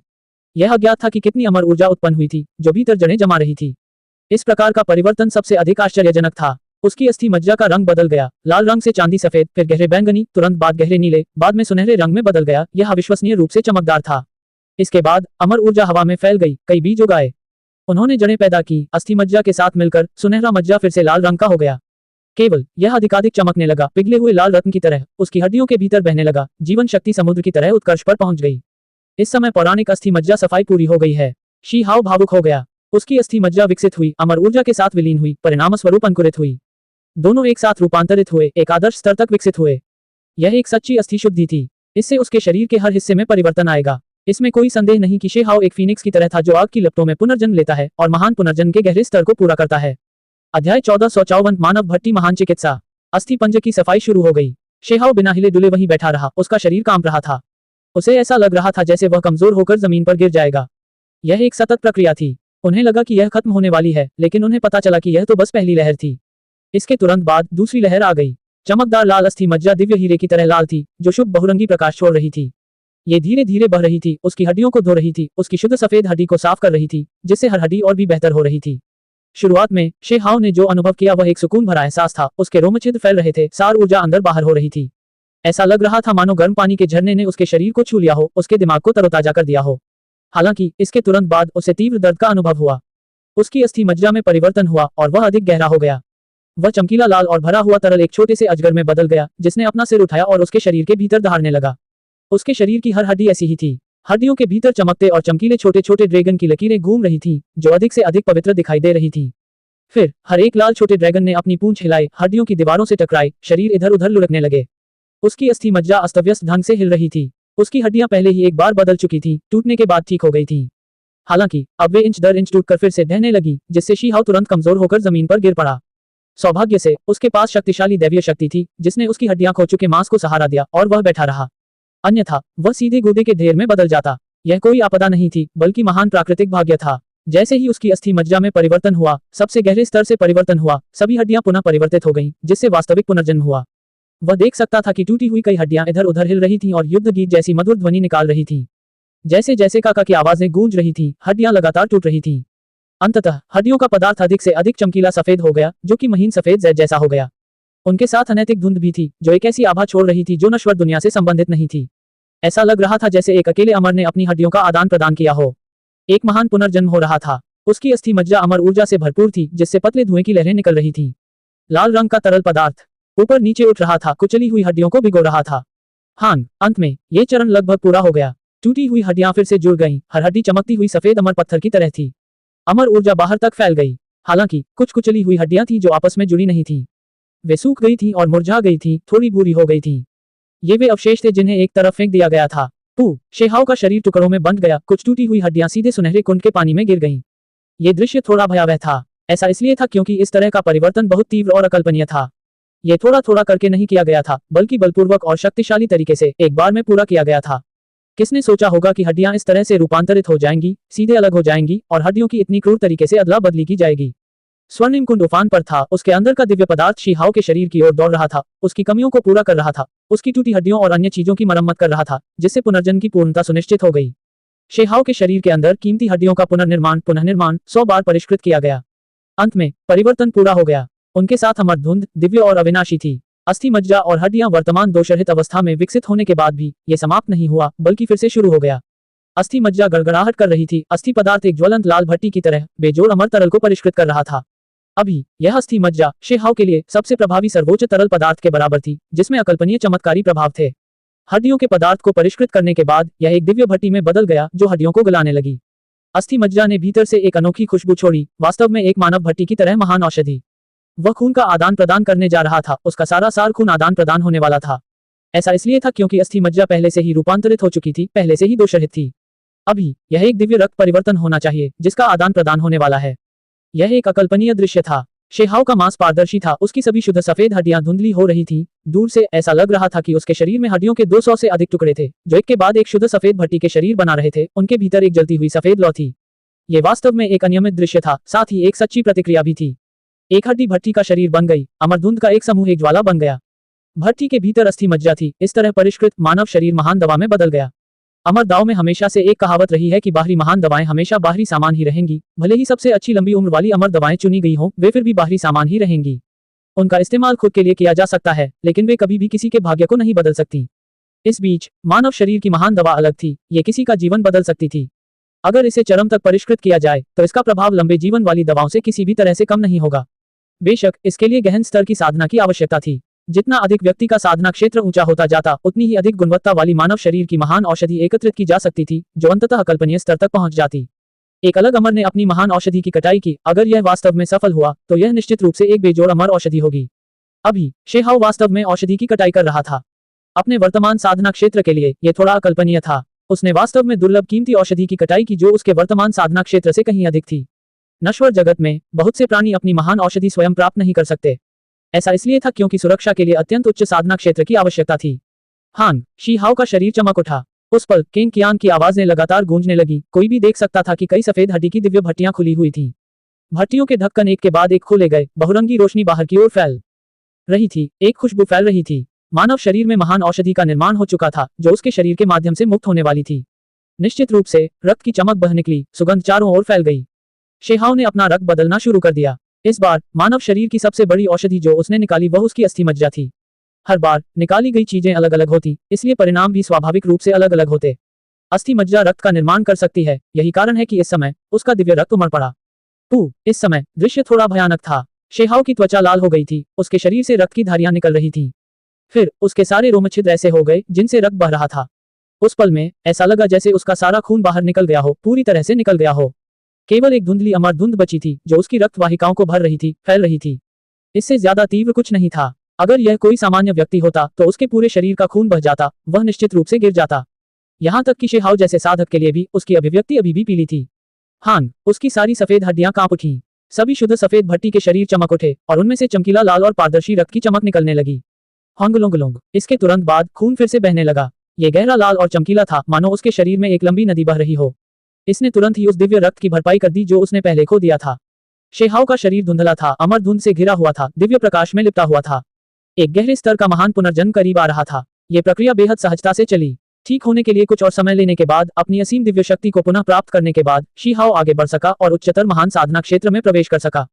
उसकी ताकत बहुत बनने वाली थी। इस बीच दिव्य औषधि पर्वत श्रृंखला शांत नहीं थी, बहुत कुछ घटित हो रहा था। ऐसा इसलिए था क्योंकि वह सुनहरा बैल इस पूरे समय विदेशी विशेषज्ञों का पीछा करते हुए दहाड़ रहा था। सेल्फ रिलीज रियल्म के महान साधक लगभग मर ही गए, उनका शरीर क्षत विक्षत हो गया, सफेद हड्डियां टूट गईं, वे अपनी जान बचाने के लिए भाग रहे थे। वह कई बार पर्वत श्रृंखला से भागना चाहता था, लेकिन अंत में उसे आयरन ब्लड प्राचीन वृक्षों और अन्य लोगों द्वारा वापस जाने पर मजबूर होना पड़ा। उसी समय अन्य युवा जीव भी दयनीय स्थिति में थे, उनमें से कुछ को क्रूरता से मार दिया गया था। सुनहरा बैल पकड़े जाने के बाद उनके शरीर उसके सींगों से छलनी हो गए, कुछ उसकी दहाड़ से फट गए। इस समय विदेशी साधक घबरा गए। कुछ युवा थे जो लौहरक प्राचीन वृक्षों और प्राचीन रक्त बेल से बचकर सफलतापूर्वक भाग निकले और रिपोर्टें पहुंचाईं। बाहर खड़े महान साधक चौंक गए और फिर उनके चेहरे उतर गए। पहाड़ों में और भी लोग घुस आए थे और इस बार वे गुप्त खजाने लेकर आए थे, सुनहरे बैल से निपटने की इच्छा रखते थे और फिर शेहाओ को काट दिया। शीर्ष 10 युवा विशेषज्ञों में से नंबर 1 हेजिमिंग प्रकट हुआ। वह व्यक्तिगत रूप से दिव्य चिकित्सा पर्वत श्रृंखला में पहुंचा। उसने पहले ही घोषणा कर दी थी कि वह अकेले हुआन को मारने जा रहा था। इसके अलावा निडर शेर जाति ने कुछ दुर्जय विशेषज्ञों को भेजा, उनमें से एक ने अपने वंश का पता लगाना और भी कठिन बना दिया। ये प्राणी सुनहरी चमक के साथ उभरा, उसकी शक्ति उसके साथियों को दबा रही थी, जो यहाँ भी दिखाई दिए। ये प्राचीन भिक्षु वंश का प्राणी था, जो अतीत में विदेशी पक्ष में चला गया था। इस कबीले में बेजोड़ क्षमता थी और वे सभी आश्चर्यजनक रूप से भयानक थे। ऐसा खास तौर पर तब होता था जब कोई अपने वंश का पता लगाता था, जिसे तथाकथित स्वर्णिम रक्तरेखा के रूप में जाना जाता था। एक बार जब ये प्राणी बड़ा हो जाता था तो उसकी ताकत बुद्ध से मेल खाती थी, जो अमर भिक्षु राजाओं को मारने में सक्षम थी। फिर कुछ और खबरें फैलीं। गु कबीले का युवा सर्वोच्च व्यक्ति भी जल्दी से आगे बढ़ा, पर्वत श्रृंखला में प्रवेश किया, इस मृत्यु की भूमि से डरे बिना। वह प्राकृतिक भाग्य की खोज करना चाहता था, साथ ही हुआन को खत्म करना चाहता था। गु कबीले को दुष्ट 10 में स्थान दिया गया था। उस समय इसने बिना हारे लगातार सच्चे ड्रैगन से लड़ाई लड़ी थी। यह दुनिया की सबसे शक्तिशाली जातियों में से एक थी। कबीले ने एक हाथ से अंतरिक्ष को और दूसरे हाथ से समय को नष्ट कर दिया, अंतरिक्ष और समय दोनों को अपने कब्जे में ले लिया। यह एक बेजोड़ क्षमता थी, कोई भी उन्हें नीची नजर से देखने की हिम्मत नहीं कर सकता था, सभी बहुत डरे हुए थे। विदेशी पक्ष में भी गु कबीले की स्थिति असाधारण थी। भले ही वे 9 स्वर्गों के पक्ष से अलग हो गए थे, फिर भी वे विदेशी कबीलों द्वारा पूजनीय थे, कोई भी उन्हें नीची नजर से देखने की हिम्मत नहीं करता था। इस बार हुआंग निश्चित रूप से मर चुका है। एक वरिष्ठ आया है, वह इस सुनहरे बैल से छुटकारा पालेगा। एक युवा महान सम्राट कबीले से है जो यहाँ भी आया था। अगर वह कार्रवाई करता है तो यह अकल्पनीय होगा। चाहे हुआंग कितना भी शक्तिशाली क्यों न हो, वह फिर भी मर जाएगा। दिव्य औषधि पर्वत श्रृंखला के बाहर विदेशी युवा साधक इधर उधर घूम रहे थे। वे सभी उत्साहित थे क्योंकि वहां बहुत सारे विशेषज्ञ आए हुए थे। अकेले हुआंग के लिए गु कबीले और यहाँ तक कि सम्राट कबीले से भी कोई यहाँ आया था। यहाँ आकर वे किस पर विजय नहीं पा सकते थे। इसके अलावा उनका मानना था कि भले ही पुरानी पीढ़ी के लोग सामने न आए, लेकिन अकेले युवा पीढ़ी ही हुआंग को दबाने और उसे हराने के लिए पर्याप्त होगी। इसी समय इंपीरियल पास भी शांत नहीं हो सका, कुछ बड़ी घटनाएं घटित हुई। सम्राट शहर में एक गद्दार है जिसने दूसरे पक्ष से संपर्क किया है। हमें इस व्यक्ति को खोजने की जरूरत है। देखो, इंपीरियल पास पर कौन वापस नहीं लौटा। इस व्यक्ति ने वास्तव में दुश्मन को एक बड़ा रहस्य बेचने की हिम्मत की है। वो क्या ऐसा है? अगर मुझे सही से याद है तो इस बार उजाड़ सीमा पर हुए महायुद्ध के बाद कुछ युवा वापस नहीं लौटे। अध्याय 1455 आक्रमण। दिव्य औषधि पर्वत श्रृंखला भूमिगत गुफा के अंदर। शेहाओ का महान पुनर्जन्म अपने अंत के करीब था। उसकी वर्तमान स्थिति बहुत अच्छी थी, उसकी नींव पर दरारें भी थोड़ी कमजोर होती जा रही थीं। उनका मानना था कि एक बार जब वह आत्मा विच्छेदन क्षेत्र में प्रवेश कर जाएगा तो चोटें ठीक हो सकती हैं। अचानक उसके शरीर के भीतर से धुंध का एक विस्तार उठा। यह बहुत ही चमकदार था, मानो कोई बर्बर ड्रैगन इधर उधर टकरा रहा हो। यह उसके चारों अंगों की सैकड़ों हड्डियों में बिखर गया, उसके शरीर के हर हिस्से में फैल गया। मानव शरीर की महान औषधि की कटाई, शेहाओ का रक्त का आदान प्रदान पूरा हो गया था। हालांकि अभी इस तरह का अनियमित दृश्य फिर से दिखाई दिया। ये बेहद चौंकाने वाला था। शेहाओ ने अपने शरीर की जांच की। उसकी आंखों में चमक आ गई, उसे पता था कि यह क्या है। उसने कभी नहीं सोचा था कि इस महत्वपूर्ण बिंदु पर यह कार्रवाई में शामिल हो जाएगा। हालांकि ये निश्चित रूप से एक अच्छी बात थी। सर्वोच्च प्राणी रक्त। इस समय उसका सर्वोच्च अस्तित्व रक्त दीप्तिमान हो गया, नसों और धमनियों की लकीरों की तरह उसके शरीर के अंदर से जुड़ते हुए। ये शक्तिशाली और बलशाली था, साथ ही विकसित होने के लिए इस पुनर्जन्म प्रक्रिया का उपयोग कर रहा था। ये रक्त पहले से कहीं ज्यादा गाढ़ा था, जो उसके शरीर के हर हिस्से में फैल रहा था। इसके अलावा जब यह अमर धुंध में विलीन हुआ, हिंसक रूप से उछला, तो इसने वास्तव में बहुत तेज और शक्तिशाली गड़गड़ाहट की आवाजें निकाली। फिर सर्वोच्च सत्ता का सारा रक्त उल्टा बहने लगा, एक गोले में संघनित होकर उसकी छाती में इकट्ठा हो गया। ये प्रकाश का एक मुट्ठी भर गोला बन गया, मानो ये कुछ पैदा करने वाला हो। ये सुनकर शेहाओ हैरान रह गया। क्या ये हो सकता है कि इससे हड्डी का एक टुकड़ा निकलेगा? वह उम्मीद कर रहा था कि इस तरह का खून उसके पूरे शरीर को पोषित कर सकता है, न कि सिर्फ हड्डी के एक टुकड़े को। बेशक अगर यह किसी और सर्वोच्च प्राणी की हड्डी पैदा कर सकता है उसे एक और बेजोड़ कीमती तरीका दे सकता है तो यह और भी बेहतर होगा। दुर्भाग्य से शेहाओ ने आह भरी, उसे पता चला कि उसने चीजों के बारे में बहुत ज्यादा सोचा था। हालांकि खून का ये ढेर इकट्ठा हो रहा था, शक्तिशाली जीवन शक्ति जारी कर रहा था, कुछ पैदा करने वाला था, लेकिन अंत में इसमें अभी भी परिपक्वता की कमी थी। अंत में वह सूर्य जैसा गोला फट गया, एक बार फिर उसके पूरे शरीर में बिखर गया। इससे उसकी सारी रक्त ऊर्जा बढ़ गई। ऐसा लग रहा था कि उसके मूल दिव्य रक्त में और अधिक मांसपेशियां और हड्डियां आ गई हैं, जिससे वह और अधिक मजबूत और साहसी बन गया है। मैं अपनी नींव को थोड़ा और मजबूत करने जा रहा हूं और फिर आत्मा विच्छेदन क्षेत्र में भाग लूंगा, शेहाओ ने धीरे से कहा। ऐसा इसलिए था क्योंकि उसने पाया कि स्वर्ण कुंड के रहस्यमय पदार्थ को अवशोषित करने के बाद इसने उसके सर्वोच्च प्राणी के रक्त को अचानक पुनर्जीवित कर दिया। यदि वह इसे अवशोषित करना जारी रखता तो शायद अन्य सुखद आश्चर्य होते। बेशक उसका रवैया बस कोशिश करने का था। अगर उसे कुछ मिल गया तो अच्छा होगा, लेकिन अगर नहीं भी मिला तो भी कोई नुकसान नहीं था। बाहरी दुनिया में एक बैल की चीख सुनाई दी। शेहाओ ने अपनी आंखें खोली। वह बाहर कूद गया, भूमिगत गुफा से बाहर निकलने की तैयारी कर रहा था। उसने हल्की सी आह भरी। अफसोस, वह सुनहरा बैल पास ही था, अगर वह आगे बढ़ता तो शायद वह खतरे में पड़ जाता। शेहाओ ने जरा सी भी हिचकिचाहट नहीं दिखाई। उसने काफी मात्रा में सुनहरा तरल पदार्थ इकट्ठा किया और फिर एक प्रतिबिंब की तरह तेजी से बाहर निकल गया। फिर उसने एक क्षेत्र चुना, जमीन में प्रवेश किया और फिर धरती की हलचल तकनीक के जरिए बाहर निकलने की इच्छा जताई। दूर 1 फीट लंबा सुनहरा बैल था, जिसका पूरा शरीर खून से लथपथ था। कुछ हिचकिचाहट के बाद वह एक पहाड़ की चोटी पर खड़ा था और शेहाओ को दिशा दिखा रहा था। उसके शरीर पर खून की एक भी बूंद उसकी नहीं थी। एक्लिप्टिक इमोर्टल गोल्ड ऐसी चीज नहीं थी जिसे सेल्फ रिलीज रियल साधक बिल्कुल भी नुकसान पहुंचा सके। उनके हमले बेजोड़ अमर सामग्रियों पर पूरी तरह से अप्रभावी थे। ये सारा खून उस महान साधक से आया था। वह अपना सब कुछ लेकर भाग गया, 9 मौतें और 1 जीवन। अगर उस साधक के पास पर्याप्त युद्ध अनुभव नहीं होता तो वह बहुत पहले ही मर चुका होता। ऐसा होने के बावजूद वह आत्मा मुक्ति क्षेत्र साधक अभी भी आधा अपंग था। उसके पूरे शरीर की हड्डियां टूटी हुई थी, शरीर चोटों से भरा हुआ था। उसका केवल आधा शरीर बचा था। अभी वह ठीक इसी क्षेत्र में छिपा हुआ था, ज्वालामुखी के अंदर छिपा हुआ, मैग्मा में दबा हुआ, बिल्कुल भी हिलता डुलता नहीं, अपनी सारी आभा समेटे हुए। वह उस सुनहरे बैल से बहुत भयभीत था, जीत की कोई उम्मीद नहीं थी। दूसरा पक्ष अविचल था, चाहे वह कितना भी हमला करे उसे कोई फर्क नहीं पड़ता था। ठीक इसी समय शेहाओ चुपके से धरती पर आगे बढ़ रहा था।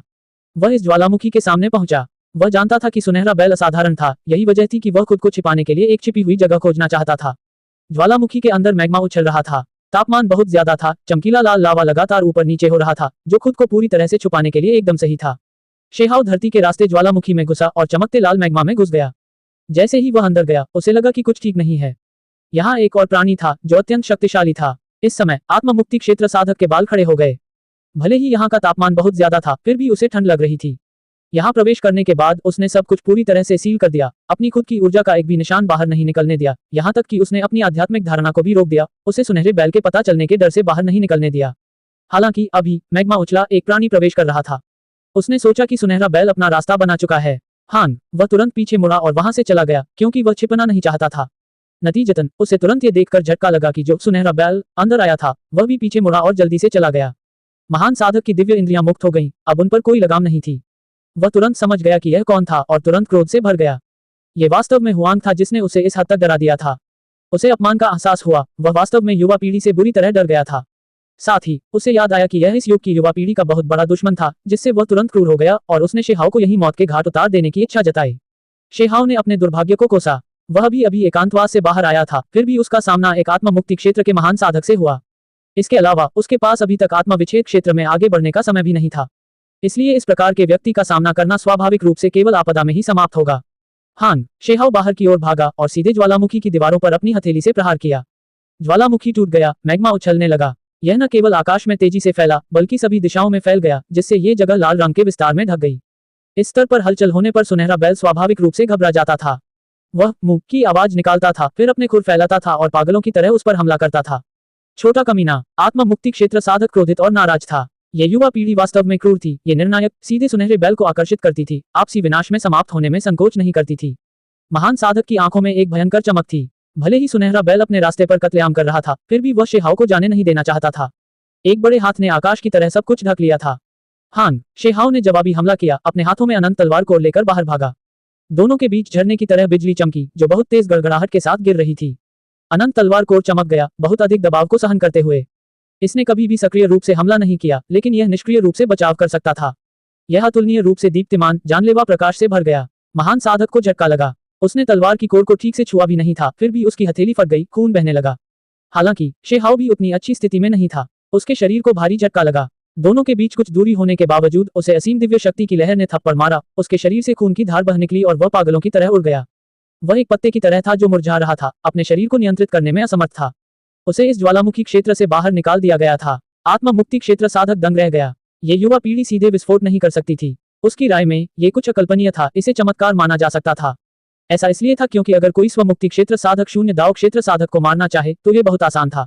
वे उन्हें सिर्फ अपना हाथ उठाकर मार सकते थे। ये युवा पीढ़ी कितनी राक्षसी थी। उसे एक सेल्फ रिलीज रियल्म साधक की हथेली मिली। वास्तव में वह मौके पर नहीं मरा, केवल थोड़ा सा खून थूका। ये थोड़ा हास्यास्पद था। शेहाव का खून उफान पर था। अभी वह विस्फोट के इतने करीब था। उसे विश्वास था कि अगर पुनर्जन्म का यह उदाहरण पर्याप्त नहीं होता तो वह अभी मर जाता। ऐसा होने के बावजूद उसका शरीर अभी भी ऐंठ रहा था, लगातार हिल रहा था और काफी समय बाद ही शांत हुआ। उसके शरीर के अंदर का सारा रक्त गड़गड़ाने लगा, जिससे उसे अभी तक जो नुकसान हुआ था वह कम से कम संभव हो सका। इस शरीर के साथ वह किससे डरता था? जब तक वह उच्च स्तर तक पहुंच जाता, वह इस दुनिया को पूरी तरह से नीची नजर से देख सकता था, अपने स्तर के प्राणियों के प्रति तिरस्कार दिखा सकता था या उससे भी उच्च स्तर के प्राणियों के प्रति तिरस्कार दिखा सकता था। मुंह सुनहरा सांड दहाड़ता हुआ आगे बढ़ा और दोनों व्यक्तियों पर हमला कर दिया। उसने दो बर्बर बैल ध्वनि तरंगें छोड़ी। शेहाव तुरंत पीछे मुड़ा और भागने लगा, पीछे नहीं रहा। वह इस सुनहरे बैल से लड़ना नहीं चाहता था। वह पहले से ही सुनहरे बैल की उत्पत्ति के बारे में मोटे तौर पर जानता था। अगर उसे फिर भी इस तरह मारा गया तो यह वास्तव में सार्थक नहीं होगा। सौभाग्य से सुनहरे बैल ने उसका पीछा नहीं किया, बल्कि सेल्फ रिलीज रियल्म के महान साधक को निशाना बनाया। ऐसा इसलिए था क्योंकि सुनहरे बैल की राय में शक्तिशाली प्राणियों में अधिक खतरा होता है। विदेशी महान साधक का चेहरा कड़वा हो गया। उसे लगा कि हालात वाकई बहुत बुरे थे। वह फिर से अपनी जान बचाने के लिए भागने लगा। इसके तुरंत बाद उसके शरीर में सुनहरी रोशनी की एक किरण फैल गई। कई हड्डियां टूट गईं, उसके शरीर से अलग हो गईं, उसके मांस के बारे में बात करने की जरूरत ही नहीं रह गई, सब कुछ गिर गया। उस बच्चे को अभी कुछ समय पहले ही बहुत ज्यादा चोटें लगी थी, वह इतनी जल्दी कैसे ठीक हो गया? ऐसा लगता है कि उसे पास ही एकांत में साधना करनी चाहिए थी और सुनहरे बैल की दहाड़ सुनकर चौंक कर जाग जाना चाहिए था। महान साधक ने अपनी जान बचाने के लिए भागते हुए सोचा। शी हाओ ने ये स्थान छोड़ दिया। इसके तुरंत बाद उनका सामना विदेशी युवा साधकों से हुआ। ये हुआंग है, वह वहां है। उसका पूरा शरीर खून से लथपथ है, जैसा कि रिपोर्ट में बताया गया है। वह गंभीर रूप से घायल है, अब वह संभल नहीं सकता। उसे भागने मत देना। हम ही थे जिन्होंने उसे सबसे पहले खोजा था। हम उसका सिर लेकर आएंगे और पहचान के लिए वापस लाएंगे। अगर हम बाद में आगे बढ़ते हैं तो हेजिमिंग या फेयरलेस लान आ जाएंगे और फिर उसका हमसे कोई लेना देना नहीं रहेगा। किसी ने चिल्लाया, क्योंकि वे जानते थे कि सच्चे ड्रैगन के बराबर रैंक वाले गू कबीले भी आए थे। यहाँ तक कि एक सम्राट जाति का युवा महान व्यक्ति भी व्यक्तिगत रूप से आया था। अगर वे वास्तव में पकड़े गए तो उनके पास नीचे उतरने, उनका अभिवादन करने और उनका स्वागत करने के अलावा कोई विकल्प नहीं होगा। तब उनके लिए क्या योग्यता बची होगी? क्या तुम मुझे कोई मरती हुई बिल्ली समझते हो? शेहाव की आंखें चमक उठी, सीधे उनकी ओर देखते हुए। हान, अभी वह पूरी ताकत से आगे बढ़ गया, बिना किसी रोक टोक के। एक बिजली पूल छाप उसकी भौहों के सामने प्रकट हुई, आकार लेते हुए तेजी से बड़ा होता हुआ। ये तालाब 100 झांग ऊंचा हो गया तथा तुरंत ही सब कुछ ढक गया तथा सभी को यहाँ एकत्रित करने की इच्छा हुई। नहीं, क्या हुआंग मर नहीं रहा था? वह इतना शक्तिशाली कैसे हो सकता है? ये सभी लोग बहुत हैरान थे। ची, बहुरंगी रोशनी टिमटिमा रही थी। वे अंदर एकत्र थे। ये 8 व्यक्ति दहाड़ रहे थे, अपने हथियार सक्रिय कर रहे थे, पुश्तैनी तरीके अपना रहे थे, पूरी ताकत से हमला कर रहे थे, बाहर निकलने की इच्छा कर रहे थे। परिणाम स्वरूप बिजली चमक उठी, ऐसा लगा मानो स्वर्ग और पृथ्वी ढह गए हों। बिजली का कुंड सिकुड़ गया और फिर एक जोरदार झटके के साथ अंदर मौजूद सभी लोग और हथियार धूल में मिल गए, शरीर और आत्माएं बुझ गईं। हिंग, शेहाव ने एक ठंडी सिसकारी भरी और जाने के लिए मुड़ा। दूर से शेर की दहाड़ सुनाई दी। शेर ने जब ये शोर सुना तो वह तेजी से दौड़कर वहां पहुंचा। शेहाव निडर रहा और उस दिशा में भागने की पहल की।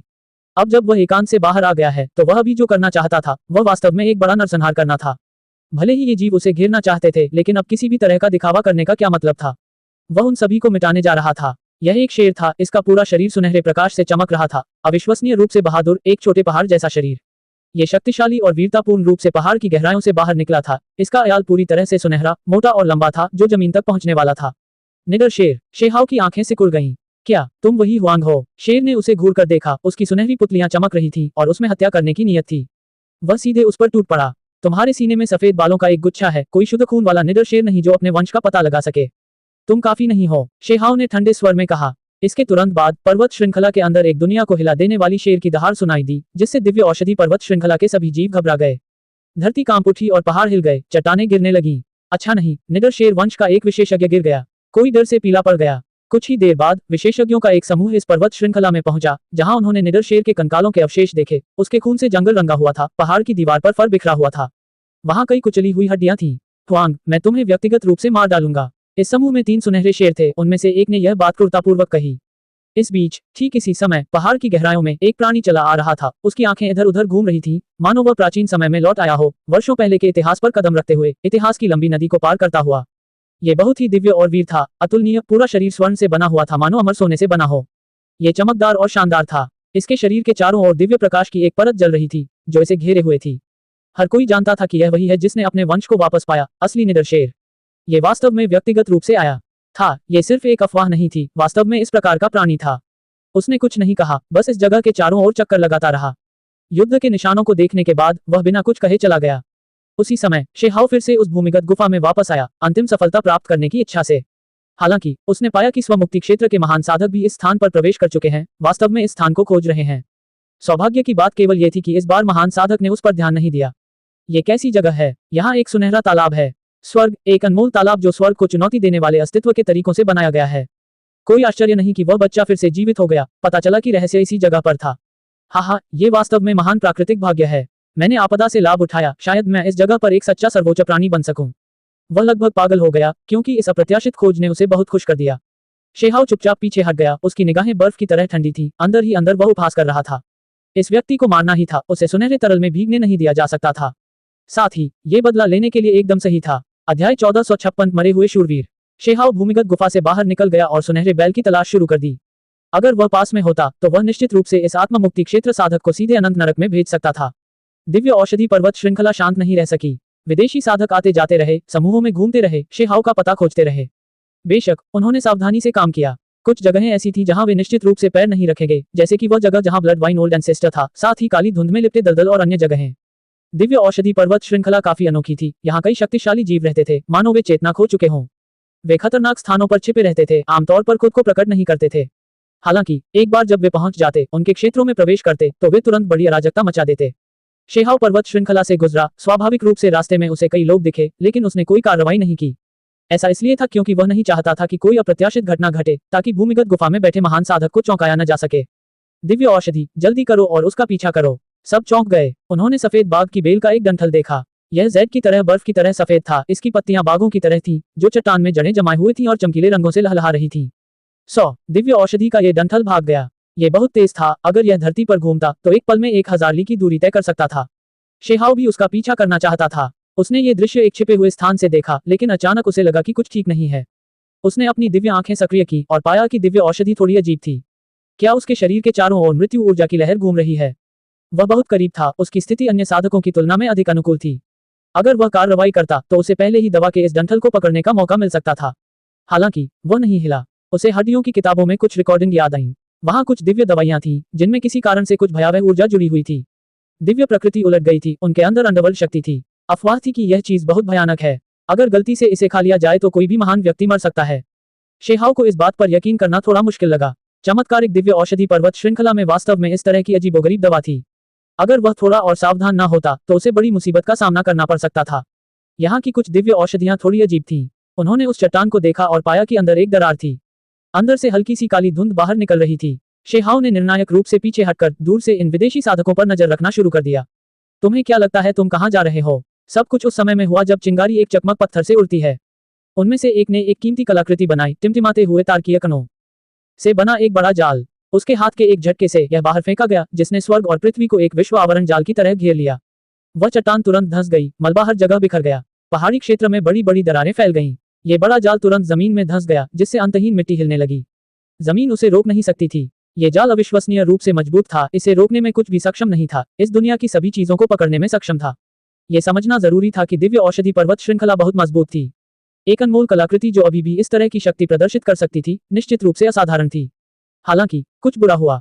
काली धुंध छा गई, मौत की ऊर्जा बह निकली, जो तेजी से भूमिगत से फैल रही थी। ये भयावह ऊर्जा की एक अकल्पनीय लहर थी।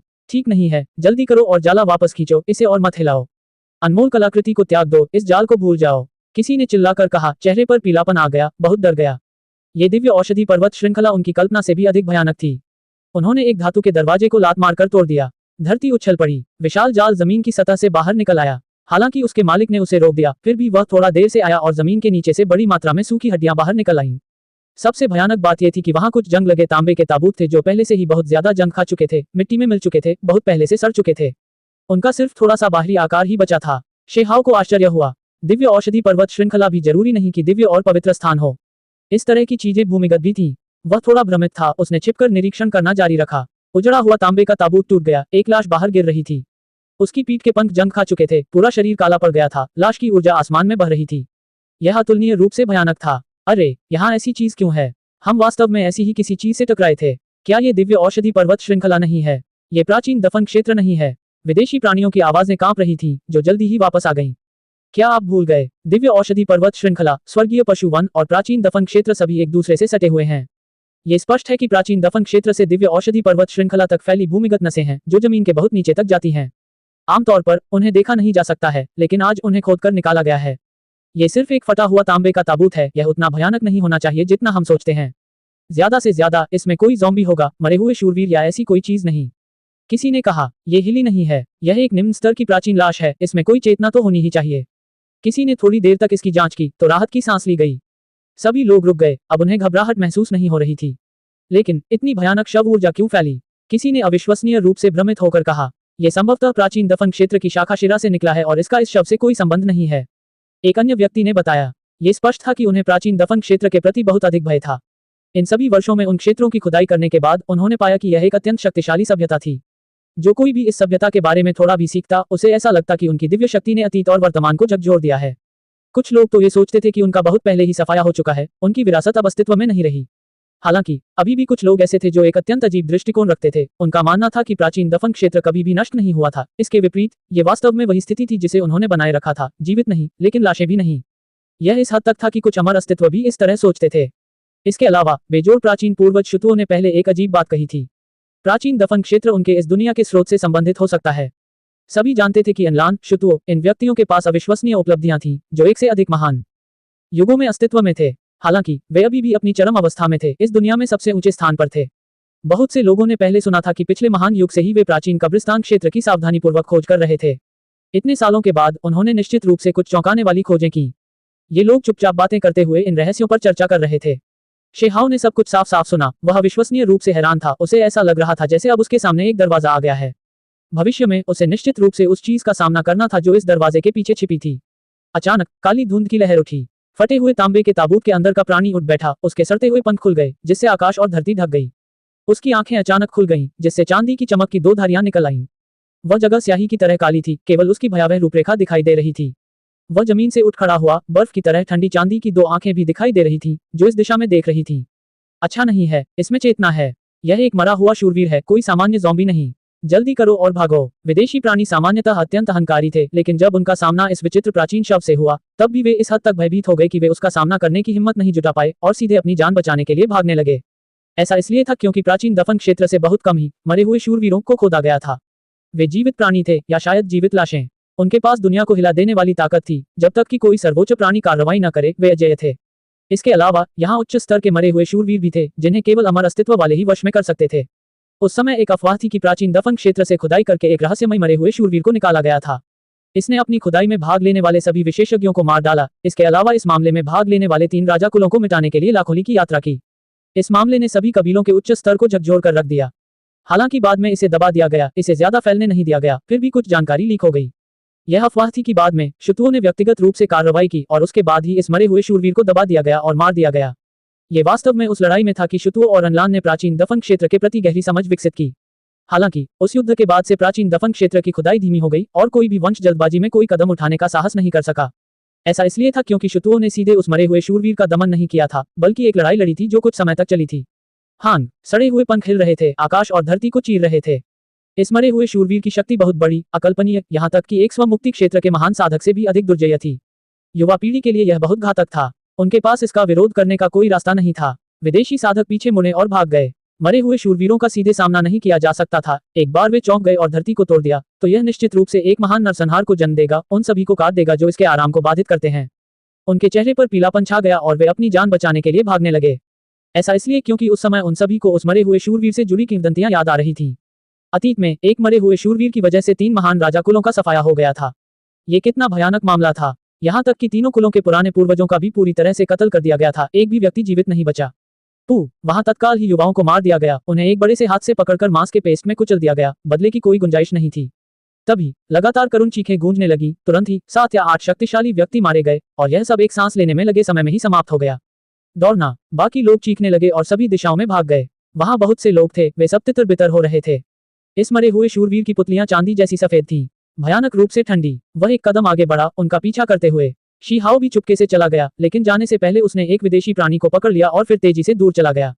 बोलो, मुझे सब कुछ बताओ जो तुम मरे हुए शूरवीरों के बारे में जानते हो। जब वह एक शांत जगह पर पहुंचा तो शी हाओ ने ठंडे स्वर में कहा।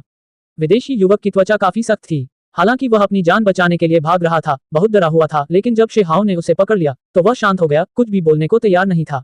बस उसका संघर्ष निरर्थक था। शी हाओ अपनी आत्मा की खोज करना चाहता था, कीमत चुकाने में संकोच नहीं करता था। वह उन रहस्यों को जानना चाहता था। मैं बात करूंगा। उसने हार मान ली। क्या शुतुओं ने पहले एक मरे हुए शूरवीर के साथ लड़ाई की थी? शी हाओ वास्तव में हैरान था। 3 राजा जातियों का सफाया करने के बाद इसने शुतुओं से युद्ध किया। वह मरा हुआ शूरवीर कितना भयानक था। ये पहली बार था जब शी हाओ ने मरे हुए शूरवीरों के बारे में सुना था। वह बहुत हैरान था। वह जानता था कि एक दिन वह खुद ही सब कुछ देख लेगा। प्राचीन दफन क्षेत्र में महान रहस्य छिपे हुए थे। अन्यथा शुतुओं, अनलान, उन्हें अन्वेषण जारी रखने पर क्यों जोर देना पड़ा? निश्चित रूप से ऐसी चीजें थीं जो उन्हें प्रेरित करती थीं। काफी समय बीत जाने के बाद दूर से बार बार करुण चीखें सुनाई देने लगी। उन युवाओं का पीछा किया गया, जिनमें से अधिकांश लोग आपदा से बच निकलने में असमर्थ थे। अचानक शी हाओ के बाल खड़े हो गए। वह अचानक घूमकर उस दिशा में देखने लगा। काली धुंध हवा में फैल गई। मरे हुए प्राणी की पीठ पर सड़े हुए पंख थे। चुपचाप यहाँ दिखाई दिया, उसके पास ही खड़ा था, बर्फ की तरह ठंडा और सर्द। मृत्यु ऊर्जा उसके शरीर से बिखर रही थी।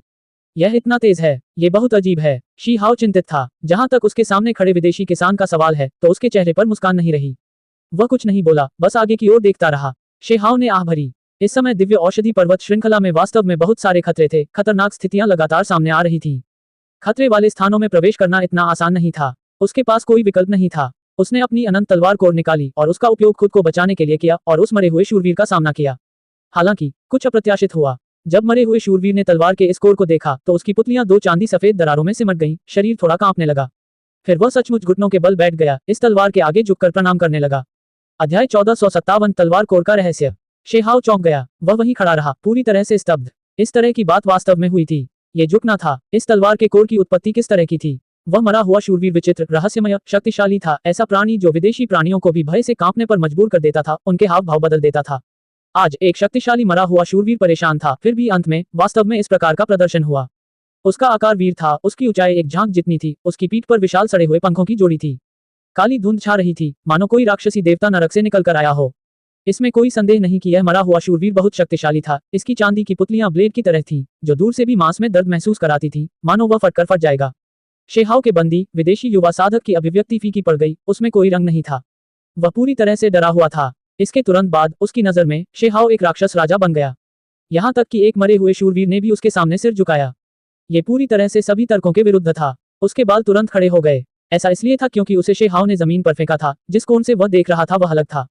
उसे नहीं पता था कि मरे हुए शूरवीर ने जिसके सामने सिर झुकाया था वह तलवार की कोर थी। नहीं, उसने सोचा था कि साधारण दिखने वाली तलवार की कोर का कोई विशेष इतिहास था।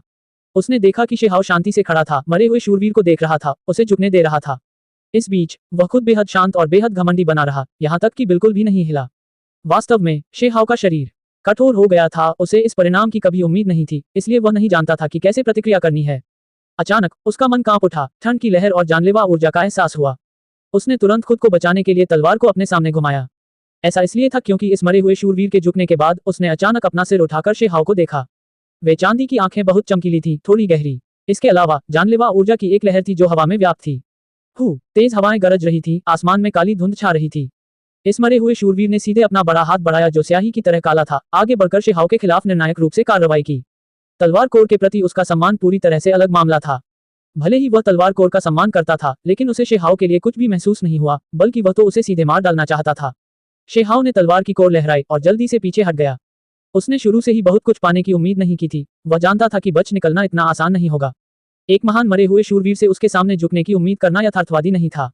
जमीन पर पड़े बंदी को यह समझने का समय भी नहीं मिला कि क्या हो रहा है, इससे पहले कि वह सीधे बड़े काले हाथ से कुचला जाता, खूनी पेस्ट में बदल जाता। उसकी मौत वाकई दयनीय थी। अंत तक उलझन में कियांग, शी हाओ ने तलवार लहराई और उस बड़े हाथ को रोक दिया। वह उसके खिलाफ पूरी ताकत से लड़ रहा था। उसके पास हार मानने का कोई रास्ता नहीं था। भले ही उसे पता था कि अब ज्यादा उम्मीद नहीं है, फिर भी वह अंत तक संघर्ष करना चाहता था। ये स्पष्ट था कि मरे हुए शूरवीर को अपने हाथों में तलवार के कोर के लिए बहुत सम्मान महसूस हुआ। एक प्रकार का जन्मजात डर था, वास्तव में उसे छूने की हिम्मत नहीं थी। ये पीछे हटने लगा। इससे वह काफी उलझन में पड़ गया। वह तलवार पकड़े हुए शेहाओ को मारना चाहता था। उसका भाव जटिल था। उसकी चांदी की पुतलियां एक अजीब चमक के साथ टिमटिमा रही थीं। मो दागुकान। उसने अपना मुंह खोला और ऐसे शब्दों की एक श्रृंखला बोली जिन्हें समझना मुश्किल था। ये बहुत प्राचीन थी, अंतर करना पूरी तरह से असंभव था। शेहाओ को पता नहीं था कि यह भाषा किस युग की थी। शेहाओ को व्यापक अनुभव वाला व्यक्ति भी माना जा सकता है, जो कई भाषाओं को समझता है, यहाँ तक कि वह विदेशी भाषा को थोड़ा बहुत बोल भी सकता है। हालांकि अभी वह स्तब्ध था, कुछ भी समझ पाने में असमर्थ था। बेशक वह ये भी समझता था कि अगर वह इसे समझ गया तो यह अजीब होगा। मरे हुए शूरवीर बहुत प्राचीन थे, यहाँ तक कि इनलान और शुतुओं को भी उन्हें खोदकर निकालना पड़ा। उनकी उत्पत्ति इन अमर अस्तित्वों से कहीं अधिक पुरानी थी। ये सत्यापित करना असंभव था कि वे किस युग के प्राणी थे। तभी उस मरे हुए शूरवीर की भौहों के बीच का स्थान प्रकाश से टिमटिमा उठा, फैल गया, धुंधली लहरें बन गईं, तथा एक अजीब दिव्य चेतना का उत्सर्जन हुआ। इस बार शेहाओ ने आखिरकार अपनी दिव्य इच्छा के माध्यम से उसके इरादों को स्पष्ट रूप से समझ लिया। वह पूछ रहा था कि उसके हाथों में ये तलवार कैसे आई, ताकि वह जल्दी से बोल सके। ये धुंधला इसलिए था क्योंकि दिव्य जागरूकता शक्ति अलग थी, उसमें जीवन ऊर्जा की कमी थी, इसके बजाय एक भारी अंडरवर्ल्ड बल था। ये शेहाओ की दिव्य इंद्रियों से टकराया, दोनों असंगत थे। शेहाओ सतर्क रहा, उसने दूसरे पक्ष की इच्छा के एक कतरे को पकड़ लिया। मोटे तौर पर अर्थ समझने के बाद वह अपनी आदिम आत्मा के क्षीण हो जाने के भय से जल्दी से पीछे हट गया। तलवार के मूल की उत्पत्ति किस प्रकार की है? इसके अलावा शेहाओ निष्क्रिय से आक्रामक हो गया और उसने मरे हुए शूरवीर से इस तरह पूछा। मो दागुकान है मो। मरे हुए शूरवीर की आवाज ठंडी हो गई, जोर से डांटने वाली। इस समय शेहाओ ने बहुत कुछ सोचा। यह कोई ज़ॉम्बी नहीं था, न ही यह कोई सामान्य प्राचीन शव था, न ही यह मृत्यु के बाद चेतना प्राप्त करने जैसा सरल था। यह इसलिए था क्योंकि इसमें वास्तव में यादें थीं, इसकी अपनी इच्छा थी। यह मृत शूरवीर संभवतः एक प्रजाति है, एक रहस्यमय, शक्तिशाली और अज्ञात प्रजाति। वे साल भर धरती के नीचे दबे रहते थे, अपने समय का इंतजार करते थे, आसानी से जागने को तैयार नहीं थे। निश्चित रूप से दुनिया को झकझोर देने वाला एक बड़ा रहस्य था। बेशक ये सिर्फ संदेह नहीं थे जो शेहाओ ने अकेले विकसित किए थे, इनमें से बहुत सी बातें वे थीं जो बंदी ने उसे बताई थी, विदेशी अमर अस्तित्व के अनुमान। मरे हुए शूरवीर ठंडे थे। उसने शेहाओ के सवालों का कोई जवाब नहीं दिया, बस शेहाओ से कुछ बातें समझना चाहता था। हांग, बड़े काले पंजे ने फिर से जोरदार तमाचा मारा, जो तुलना से परे भयानक था। पहाड़ी क्षेत्र ढह गया। शेहाओ ने बड़ी मात्रा में खून खांसकर बाहर निकाला। ये सिर्फ कुछ परिणाम थे, फिर भी उसने सामने से हमला करने से बच गया। इस बार उसने तलवार की कोर को ऊपर उठाया और आगे की ओर काट दिया। मरा हुआ शूरवीर चौंक गया और भयभीत हो गया। उसने अपने दांतों को बुरी तरह भींच लिया और वास्तव में सीधे आगे की ओर लपका। शेहाओ थोड़ा उलझन में था। दूसरा पक्ष स्पष्ट रूप से इतना शक्तिशाली था, तो वह इस तलवार कोर से इतना डर क्यों रहा था? विंग शून्य कांप उठा। तलवार की कोर धीरे धीरे कंपन करने लगी, जिससे अजीब चमक निकल रही थी। इसके तुरंत बाद शेहाओ को आखिरकार समझ में आ गया कि मरे हुए शूरवीर इतने डरे हुए क्यों थे। वह मौके पर ही कांपने लगा, लगातार पीछे हटने लगा। इस प्राचीन तलवार के पास जाने की हिम्मत नहीं जुटा पाया। शक्तिशाली दबाव के तहत, विशेष रूप से मरे हुए शूरवीर की अद्वितीय उत्तेजना के तहत, तलवार का कोर चमक उठा, एक इंद्रधनुष की तरह देदीप्यमान हो गया, इस जगह को काटता हुआ। इस तलवार का कोर पूरी तरह से फट गया, जिससे शक्तिशाली दिव्य शक्ति निकली। प्रकाश की एक बड़ी वर्षा बिखरी। चमकदार तलवार की रोशनी ने अलौकिक को झकझोर दिया, स्वर्गीय सूर्य को कुचल दिया। ये बहुत ही शानदार और चमकदार, पवित्र और दोषरहित था, जैसे कि स्वर्गारोहण प्रकाश। इस बीच तलवार के कोर पर एक और भी बड़ा मानव प्राणी दिखाई दिया, जो बहुरंगी रोशनी के साथ ऊपर उठ रहा था। ये तलवार के कोर पर छाप थी, जो अभी सच में दिखाई दे रही थी। इस दृश्य को देखकर ऐसा लगता था कि शायद कोई अमृतत्व की ओर जा रहा है। ये दृश्य बहुत ही चमकदार था। बेशक ये सब कुछ नहीं था, क्योंकि ये ऐसी चीजें थीं जो शेहाओ ने कुछ समय पहले ही देखी थी। इस रहस्यमय दृश्य के पीछे अन्य रहस्य भी छिपे थे। यही कारण था कि वह मरा हुआ शूरवीर इतना डरा हुआ था। मानव आकार का प्राणी अमरता की ओर चला गया। उसके भय के नीचे, प्रकाश की वर्षा के नीचे, धुंधली धरती ने और भी शानदार दृश्य प्रकट किया। यह एक बहुत बड़ा प्राचीन कब्रिस्तान था। ढेरों कब्रें, विशाल खाई, काली काली, हर जगह प्राचीन गुफाएं। यह अज्ञात था कि यहाँ कितने जीव दफनाए गए थे। ये दृश्य अत्यंत स्पष्ट था, मानो इसे शाम के खून से लथपथ सूरज के नीचे रंगा गया हो। खून बहता हुआ एक धारा में इकट्ठा हो गया। यह एक के बाद एक दफन स्थलों से गुजरता हुआ खामोश और भयावह रूप में बहता गया। वहां एक साधारण प्राचीन कब्र थी जो फटी हुई थी। उसके अंदर एक तांबे का ताबूत था। यह एकमात्र ऐसी कब्र थी जो खून से भीगी नहीं थी और न ही उसके पास पहुंची थी। इस बीच तांबे के ताबूत के ऊपर एक मानव आकार का प्राणी बैठा था। एक हाथ उसके घुटनों को पकड़े हुए था, उसका सिर झुका हुआ था। वह खून से रंगे डूबते सूरज की ओर देख रहा था, उसका शरीर हिल नहीं रहा था। यह दृश्य काफी धुंधला और अत्यंत स्पष्ट था, जिसे स्पष्ट रूप से देख पाना शेहाओ के लिए कठिन था, चाहे वह कितनी भी कोशिश कर ले। हालांकि यह दृश्य निश्चित रूप से चौंकाने वाला था, जिससे शेहाओ स्तब्ध रह गया। उसे थोड़ा सा डर और घबराहट महसूस हुई। किसी को यह समझना होगा कि यह दृश्य अमर स्वर्गारोहण दृश्य के ठीक नीचे था। यह सब उसके द्वारा निर्मित अनंत तलवार कोर द्वारा प्रतिबिंबित था। एक तलवार का कोर, दो तरह के निशान, दो दृश्य। ये पहली बार था जब ये सब दिखाई दिया, जिसे शेहाओ ने देखा। ऊपर प्रकाश की वर्षा केंद्रित थी, जो अविश्वसनीय रूप से दिव्य थी, और मानव आकार के प्राणी ऊपर की ओर बढ़ रहे थे। नीचे दफन क्षेत्र लगातार फैला हुआ था, खून बह रहा था। एक तांबे का ताबूत दफन टीले पर टिका हुआ था, जिस पर एक प्राणी बैठा हुआ था। कुछ ही दूरी पर वह मरा हुआ शूरवीर अत्यधिक भयभीत था। स्वाभाविक रूप से वह उस प्राणी से भयभीत था जो रक्त से रंगे डूबते सूर्य के नीचे दफन क्षेत्र में तांबे के ताबूत पर बैठा था। इसका अंत इस तरह क्यों हुआ? शेहाओ की चेतना में अनंत तलवार कोर पवित्र था, जिसमें एक प्रकार की आक्रामक शक्ति भी थी। यह एक अमर कीमती कलाकृति का खुरदरा कोर था। हालांकि अब इसने वास्तव में इस प्रकार के दृश्य को प्रकट किया। मैंने ऐसा पहले कभी नहीं देखा। पवित्र स्वर्गारोहण के नीचे वास्तव में ये दृश्य था। शेहाओ चौंक गया। उसने अपने हाथ में तलवार की कोर को ध्यान से देखा। यकीनन उस पर कुछ धुंधले निशान थे। आखिरकार दफन क्षेत्र का दृश्य। अभी यह इसलिए था क्योंकि तलवार की कोर हल्के से कांप रही थी, जिससे ये दो दृश्य दिखाई दिए। उन्होंने महसूस किया कि यह तलवार का केंद्र जितना उन्होंने सोचा था उससे कहीं अधिक रहस्यमय था, बल्कि उससे भी अधिक प्राचीन था। जब वे 3000 प्रांतों में थे तो कुछ लोगों का मानना था कि यह एक प्राकृतिक रूप से निर्मित बहुमूल्य कलाकृति है, क्योंकि इसकी सबसे पहली खोज एक प्राचीन खदान के भीतर एक चट्टान से हुई थी। इसके सभी पिछले मालिकों का अंत बहुत बुरा हुआ था। ये तलवार बहुत ही अशुभ थी। इस बीच ऊपर के 9 स्वर्गों में कुछ लोग थे जिन्होंने पहले इसकी जांच की थी। उन्हें लग रहा था कि यह किसी अमर राजा की तलवार हो सकती है, जो बेहद परिचित थी। इसके अलावा विदेशी पक्ष में भी ऐसे विशेषज्ञ हैं जिन्होंने इसे पहचाना। जब वह अविनाशी शास्त्र पर लड़ रहा था तो हे वुशुंग का सामना करते हुए उसने कहा था कि यह तलवार कोर अमर गलाने वाले बर्तन जितना ही प्राचीन था। उसी समय हे वुशुंग ने पहले इस तलवार की निंदा करते हुए कहा था कि चाहे ये कितनी भी स्वर्ग विरोधी क्यों न हो, यह अलग अलग टुकड़ों से बनी थी। हालांकि अब ऐसा लग रहा था कि वे सभी गलत थे। इस तलवार के कोर का रहस्य अकल्पनीय था। किसी ने भी इसकी भविष्यवाणी नहीं की थी। इसकी उत्पत्ति अविश्वसनीय रूप से महान थी। ऐसा इसलिए था क्योंकि इसमें प्राचीन दफन क्षेत्र शामिल था। इस मरे हुए शूरवीर ने इसे पहचान लिया। किसी को यह समझना होगा कि मरे हुए शूरवीर इस महान युग से संबंधित नहीं थे। यहाँ तक कि शुतु और अनलान ने भी दफन क्षेत्र की खुदाई की। उनका मानना था कि वे बहुत प्राचीन थे। उन्हें लगा कि उन्हें पूरी तरह से समझने के लिए प्राचीन भूमि की खुदाई करने की आवश्यकता है। शीहाओ को यकीन था कि यह तलवार संभवतः कई महान युगों में अस्तित्व में रही होगी और इसका एक अकल्पनीय इतिहास रहा होगा। अभी तलवार की कोर हिल गई। ऊपर अमर स्वर्गारोहण का दृश्य था, नीचे एक भयानक कब्रिस्तान का दृश्य। ये बहुत ही चौंकाने वाला था। वह मरा हुआ शूरवीर पीछे हट रहा था। वह तांबे के ताबूत पर बैठे उस प्राणी से डर रहा था। अध्याय 1458 वही युद्ध रथ। पता चला कि यह ऐसा ही था। शेहाओ अब समझ गया। ये तलवार कोर प्राचीन दफन क्षेत्र से बहुत संबंधित थी। मरे हुए शूरवीर ने इसे पहले देखा था और वह इससे डर गया था। अनगिनत वर्ष बीत जाने के बाद भी वह प्राणी जो इस तलवार की कोर से जुड़ा था, संभवतः इस दुनिया से बहुत पहले ही गायब हो चुका था। फिर भी उसने इस मरे हुए शूरवीर को यह अविस्मरणीय छाप दी। अभी मरे हुए शूरवीर पूरी तरह से भक्त थे। अविश्वसनीय रूप से आदरपूर्वक तलवार के कोर के सामने झुके हुए थे। अधिक सटीक रूप से कहें तो वह तांबे के ताबूत पर मानव आकृति के सामने झुके हुए थे। वह कौन था? उस समय उसकी पृष्ठभूमि कैसी थी? उसके पास ऐसी शक्ति क्यों थी जो अभी भी मरे हुए शूरवीर को डराने में सक्षम थी? 2 माह का देह हो। मरे हुए शूरवीर ने कई बार अपना सिर जमीन पर पटका, अंततः खड़ा नहीं हुआ। वही प्रार्थना करता रहा। पता नहीं वह क्या कह रहा था। अंत में उसने वास्तव में बहुत भय और श्रद्धा प्रकट की, मानो वह किसी सम्राट के सामने झुक रहा हो। उसने पीछे मुड़कर शेहाओ को देखा, जिससे उसे होश आया और उसने किसी तरह का इरादा जताया। इस बार उसे शांत रहना मुश्किल लगा। उसने हमला नहीं किया और न ही कोई क्रूरता दिखाई। हालांकि जब उसने शेहाओ को देखा तो उसने दयालु इरादे नहीं दिखाए, जैसे कि वह एक मृत पेड़, एक चट्टान को देख रहा हो, उसके साथ सामान्य जीवित प्राणी की तरह व्यवहार नहीं कर रहा हो।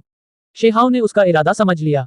चून की तलवार की कोर ने उसे नष्ट नहीं किया था, इसलिए उसने अस्थायी रूप से उसे स्वीकार कर लिया और उसे छोड़ दिया। चीजें ऐसे ही खत्म हो गईं। शेहाओ अचंभित था। यह मरा हुआ शूरवीर इतना क्रूर था। विदेशी विशेषज्ञों ने मक्खियों को मारने की तरह आसानी से उसे मौत के घाट उतार दिया। उसने शुरू में सोचा था कि उसे मौत तक की लड़ाई लड़नी होगी, कि यह तब तक खत्म नहीं होगी जब तक कि उनमें से एक मर न जाए। फिर भी अंत में उसने इसे ऐसे ही पार कर लिया। कुछ देर सोचने के बाद शेहाओ को अपनी पीठ के निचले हिस्से में एक तरह की उदास ठंडक महसूस हुई। उसके भीतर ठंडे इरादे की एक लहर उमड़ रही थी। ऐसा इसलिए था क्योंकि भले ही यह मरे हुए शूरवीर ने ज्यादा कुछ नहीं कहा, लेकिन यह बहुत भयानक था। इसके इरादों के अनुसार इस तलवार कोर के लिए शेहाओ को मारना अधिक सामान्य था।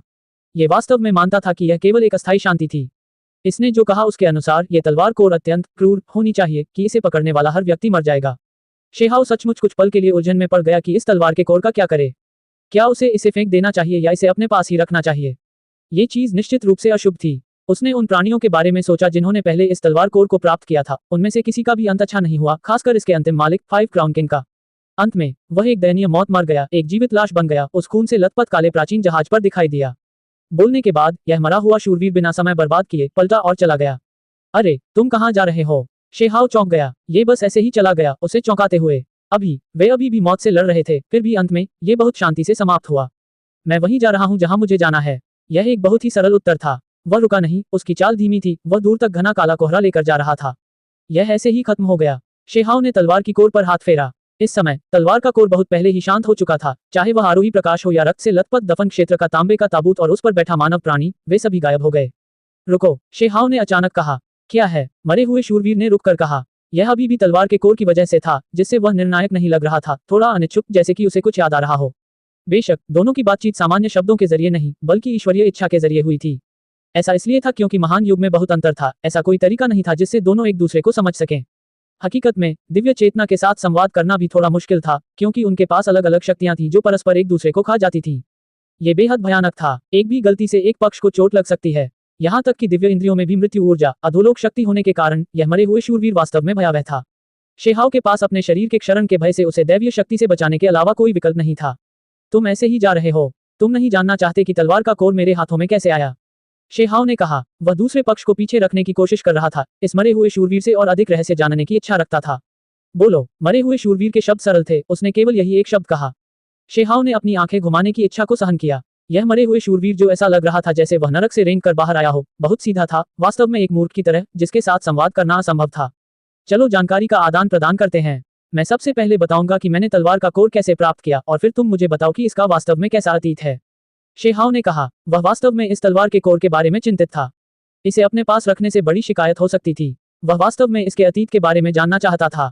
बेशक इस बार उसने किसी बात पर मोल तोल करने की कोशिश नहीं की, बल्कि सीधे तलवार कोर के अतीत के बारे में बात की, तथा दूसरे पक्ष को बताया कि उसने इसे कैसे प्राप्त किया। ये पीढ़ियों से ऐसे ही चला आ रहा है। धूल से ढके होने पर भी ये भूमिगत अयस्क से निकलकर एक प्राणी के हाथ से दूसरे प्राणी के हाथ में चला जाता है। मरे हुए शूरवीर ने कहा। उसने शेहाव को देखा और फिर कहा, ठीक है, तुम सिर्फ एक रिले स्टेशन हो। एक बार जब रिले स्टेशन खराब हो जाता है तो ये स्वाभाविक रूप से चला जाता है। अनंत वर्षों तक एक अस्थायी रिले स्टेशन। इस स्पष्टीकरण से शेहाव बेहद असंतुष्ट हो गया। उसने एक कदम आगे पूछा, लेकिन मरे हुए शूरवीर ने और कुछ नहीं कहा, तुरंत वहां से चला गया, बस ऐसे ही गायब हो जाने वाला था। अरे, तुम ऐसे ही नहीं जा सकते। तुम अपनी तलवार की कोर को नीचे गिरा रहे हो। शेहाव ने जोर से चिल्लाया। क्यों? ये स्पष्ट था कि मरे हुए शूरवीर ने अपनी बात पर अड़ियल रवैया अपनाया हुआ था। जब उसने ये शब्द सुने तो वह बहुत असंतुष्ट महसूस कर रहा था, वास्तव में रुक गया और पीछे मुड़कर उसे देखने लगा। तुम आखिरकार जमीन से उभरे, अगर तुम नश्वर दुनिया के चारों ओर नजर नहीं डालते तो क्या तुम इस मौके को बर्बाद नहीं कर रहे हो? शेहाव ने आग्रह किया, उसे पीछे रहने के लिए अपनी पूरी कोशिश करते हुए। ऐसा इसलिए था क्योंकि यह एक शक्तिशाली विशेषज्ञ था। एक सेल्फ रिलीज रियल साधक को मारना शायद कोई मुद्दा भी नहीं था। वर्तमान में दिव्य चिकित्सा पर्वत श्रृंखला से कई विदेशी विशेषज्ञ बड़ी संख्या में आ रहे थे। वे सभी उसे मारने की इच्छा से यहाँ आए थे। सामान्य युवा विशेषज्ञ तो थे ही, वह उनसे निपट सकता था, लेकिन कुछ दुर्जय बूढ़े राक्षस भी थे जो उसके लिए बेहद खतरनाक थे। यदि वह मरे हुए शूरवीर को रस्सी में बांध सके और उसके साथ उन प्राणियों का सामना कर सके तो यह उत्तम होगा। अचंभे में शेहाव ने पहले से ही दिव्य औषधि पर्वत श्रृंखला के आसपास मरे हुए शूरवीर को लाने का दृश्य देखा था, जो उसके बाद आने वाले सभी विशेषज्ञों को पूरी तरह से मिटा रहा था। ये स्पष्ट था कि मरे हुए शूरवीर की स्वीकृति और मूल्यों की प्रणाली उसके से पूरी तरह से अलग थी। इससे एक उलझन भरी अभिव्यक्ति का पता चला जो उसके सुझाव को बिल्कुल भी नहीं समझ पा रही थी। ये बिल्कुल वैसा ही था जैसे किसी चट्टान को बोलते हुए सुनना कि चट्टान की दुनिया कितनी शानदार है, सिद्धांत भी वही। मैं तलवार की कोर को कैसे नीचे गिरा रहा हूँ? मरे हुए शूरवीर ने जिद्दी होकर पूछा। क्या तुमने नहीं देखा कि इसने मुझे स्वीकार किया है? अभी मैं खतरे में हूँ। मेरी समस्याएं तलवार कोर की समस्याएं हैं। अगर मैं मर गया तो तलवार कोर को विदेशी कमीने ले जाएंगे। जल्दी या बाद में वे इसकी उत्पत्ति को समझ जाएंगे और फिर इसे शुतु या अनलान उन लोगों को दे देंगे। जब उसने यहाँ तक बात की तो शेहाव के चेहरे पर कोई भाव नहीं था। ये देखने के बाद कि दूसरे पक्ष ने कुछ नहीं कहा, उसने गंभीर भाव से कहा, अनलान और शुतुओं, क्या तुमने उनके बारे में सुना है? वे बेजोड़ अस्तित्व हैं, इस दुनिया के साथ सह अस्तित्व में हैं, कोई भी उनका विरोधी नहीं है। इसके अलावा वे सभी बेजोड़ विशेषज्ञ हैं जो बड़ी कब्रों में बिना किसी बाधा के घूम सकते हैं। शेहाव ने बहुत गंभीर लहजे में समझाया। अपने स्पष्टीकरण में उन्होंने कहा कि दोनों बेजोड़ विशेषज्ञ प्राचीन कब्रिस्तान क्षेत्र में अपनी मर्जी से घूमते थे और जो कुछ भी वे करते थे उससे जनता का गुस्सा भड़क उठता था। मरे हुए शूरवीर स्तब्ध रह गए। चाहे वह कितना भी अधिक क्यों न हो, उसे अभी भी लग रहा था कि चीजें ठीक नहीं थी। शेहाव ने आगे कहा, अनलान और शुतुओं बार बार अपराधी हैं जो लगातार प्राचीन दफन क्षेत्रों पर ध्यान केंद्रित करते हैं, कब्रों को लूटते हैं और कब्रों को खोदते हैं, दफन कलाकृतियों, बलि की वस्तुओं और सभी प्रकार के प्राचीन खजानों की खोज करते हैं, इस हद तक कि वे सुंदर मरे हुए शूरवीरों और अन्य लोगों को भी अपमानित करते हैं। शेहाव अत्यंत कुटिल था। उसने उन दो अद्वितीय महान व्यक्तियों पर सभी प्रकार के दोष लगाए, उन्हें कब्र लुटेरे, राक्षस कहा तथा उन पर सभी प्रकार के घृणित और बेशर्म शीर्षक लगा दिए। क्या वे दोनों बहुत शक्तिशाली हैं? मरे हुए शूरवीर ने हास्यास्पद रूप से जिद्दी होकर कहा, वास्तव में इस तरह से पूछ रहा था। वे अविश्वसनीय रूप से शक्तिशाली हैं। उन्होंने पहले मरे हुए शूरवीरों को मार डाला, प्राचीन दफन क्षेत्र के अंदर शक्तिशाली अस्तित्व को एक के बाद एक मिटा दिया, आज तक कभी हार का सामना नहीं किया। शेहाव ने कहा। इस बार मरे हुए शूरवीर की पुतलियां सिकुड़ गईं। हालांकि उसे पता था कि यह आदमी अविश्वसनीय था, फिर भी वह पुनर्विचार करने से खुद को नहीं रोक सका। ऐसा इसलिए था क्योंकि दफन क्षेत्र में कुछ चीजें वास्तव में घटित हुई थी। भले ही वह इतनी गंभीर न रही हो, लेकिन वहां महान मरे हुए शूरवीर थे जो परेशान थे। यह एक निर्विवाद सत्य था। यदि आप उनका असली नाम बोलते हैं तो उनके जादुई शरीर सीधे आपको दबाने और मारने के लिए प्रकट होंगे। शेहाव ने गंभीरता से कहा, इस बार जानबूझकर उसे धोखा देने की कोशिश नहीं की। वास्तव में जब वह शुतुओं, अनलान और अन्य का उल्लेख करता था तो वह हमेशा अत्यंत सावधान रहता था, एक ही सांस में उनका पूरा नाम नहीं लेता था, बल्कि बीच में रुक जाता था। आपने आधा सच कहा। मेरे पास मरे हुए शूरवीर की आंखें हैं, इसलिए मैं उनके बीच अंतर कर सकता हूँ। मरे हुए शूरवीर ने बहुत ही सीधा साधा होकर शेहाव को उजागर किया। बेशक अगर यह कोई और होता तो वे बेहद शर्मिंदा होते, लेकिन शी हाओ को जरा भी अजीब नहीं लगा। उसकी चमड़ी बहुत मोटी थी, फिर भी वह उसे फंसाने की कोशिश कर रहा था, उसे हर कीमत पर पीछे रखने की कोशिश कर रहा था। हालांकि मरे हुए शूरवीर को यकीन नहीं हुआ। बाकी सब कुछ भूल जाओ, सिर्फ इस तलवार की कोर के कारण तुम्हें एक बार मेरी मदद करनी चाहिए। अंत में शी हाओ ने उसके पीछे वाले आकृति पर चिल्लाया। ऐसा इसलिए था क्योंकि वह अपनी बुद्धि के अंतिम छोर पर था, उसके पास केवल यही रास्ता बचा था और वह मरे हुए शूरवीर की सहायता प्राप्त करने की आशा कर रहा था। ठीक है, मैं भूमिगत लौटने से पहले इस एक काम में आपकी मदद करूंगा। मरे हुए शूरवीर ने वास्तव में अंतिम क्षण में यह निर्णय लिया, जिससे शी हाओ फिर से आश्चर्यचकित हो गया। उसने पूछा, हम इस समय कहाँ जा रहे हैं? सिर काटना, बेशक, मुझे एक मरे हुए शूरवीर की क्रूरता दिखाओ, कुछ बुरे लोगों के सिर काटने में मेरी मदद करो। एक भी सिर मत काटना, शेहाओ ने कहा। वह लड़ने की भावना से भरा हुआ था, उसे जरा भी शर्म नहीं आ रही थी। वह मरे हुए शूरवीर को अपने साथ लेकर दिव्य औषधि पर्वत श्रृंखला में घुसने वाला था। दिव्य औषधि पर्वत श्रृंखला के बाहर अधिक से अधिक विदेशी साधक दिखाई देने लगे। ऐसा इसलिए था क्योंकि यह खबर बहुत पहले ही विदेशी क्षेत्र तक पहुंच चुकी थी और कई प्राणियों को पता था कि हुआंग यहाँ है, पहले से ही घिरा हुआ है और मारा जाने वाला है। यही कारण था कि कुछ युवा लोग वहां पहुंचे और हुआंग के पतन को देखने के लिए उसमें भाग लेने की इच्छा जताई। विदेशी साधकों के लिए हुआंग बहुत क्रूर था, लगातार उनके युवा साधकों को मार रहा था, यहाँ तक कि मार्शल हेवनली किंग को भी हरा दिया। ये वास्तव में एक प्रकार का अपमान था। जब विभिन्न कुलों को स्थिति का पता चला तो वे सभी वहां एकत्रित हो गए और सभी हुआंग को मारना चाहते थे। बेशक उनमें कई वरिष्ठ विशेषज्ञ भी थे, क्योंकि वे सिर्फ युवाओं के साथ सहज महसूस नहीं कर सकते थे, इसलिए उन्होंने हुआंग नामक आपदा को खत्म करने का संकल्प लिया। ये जगह किसी प्रतिष्ठित सभा की तरह थी।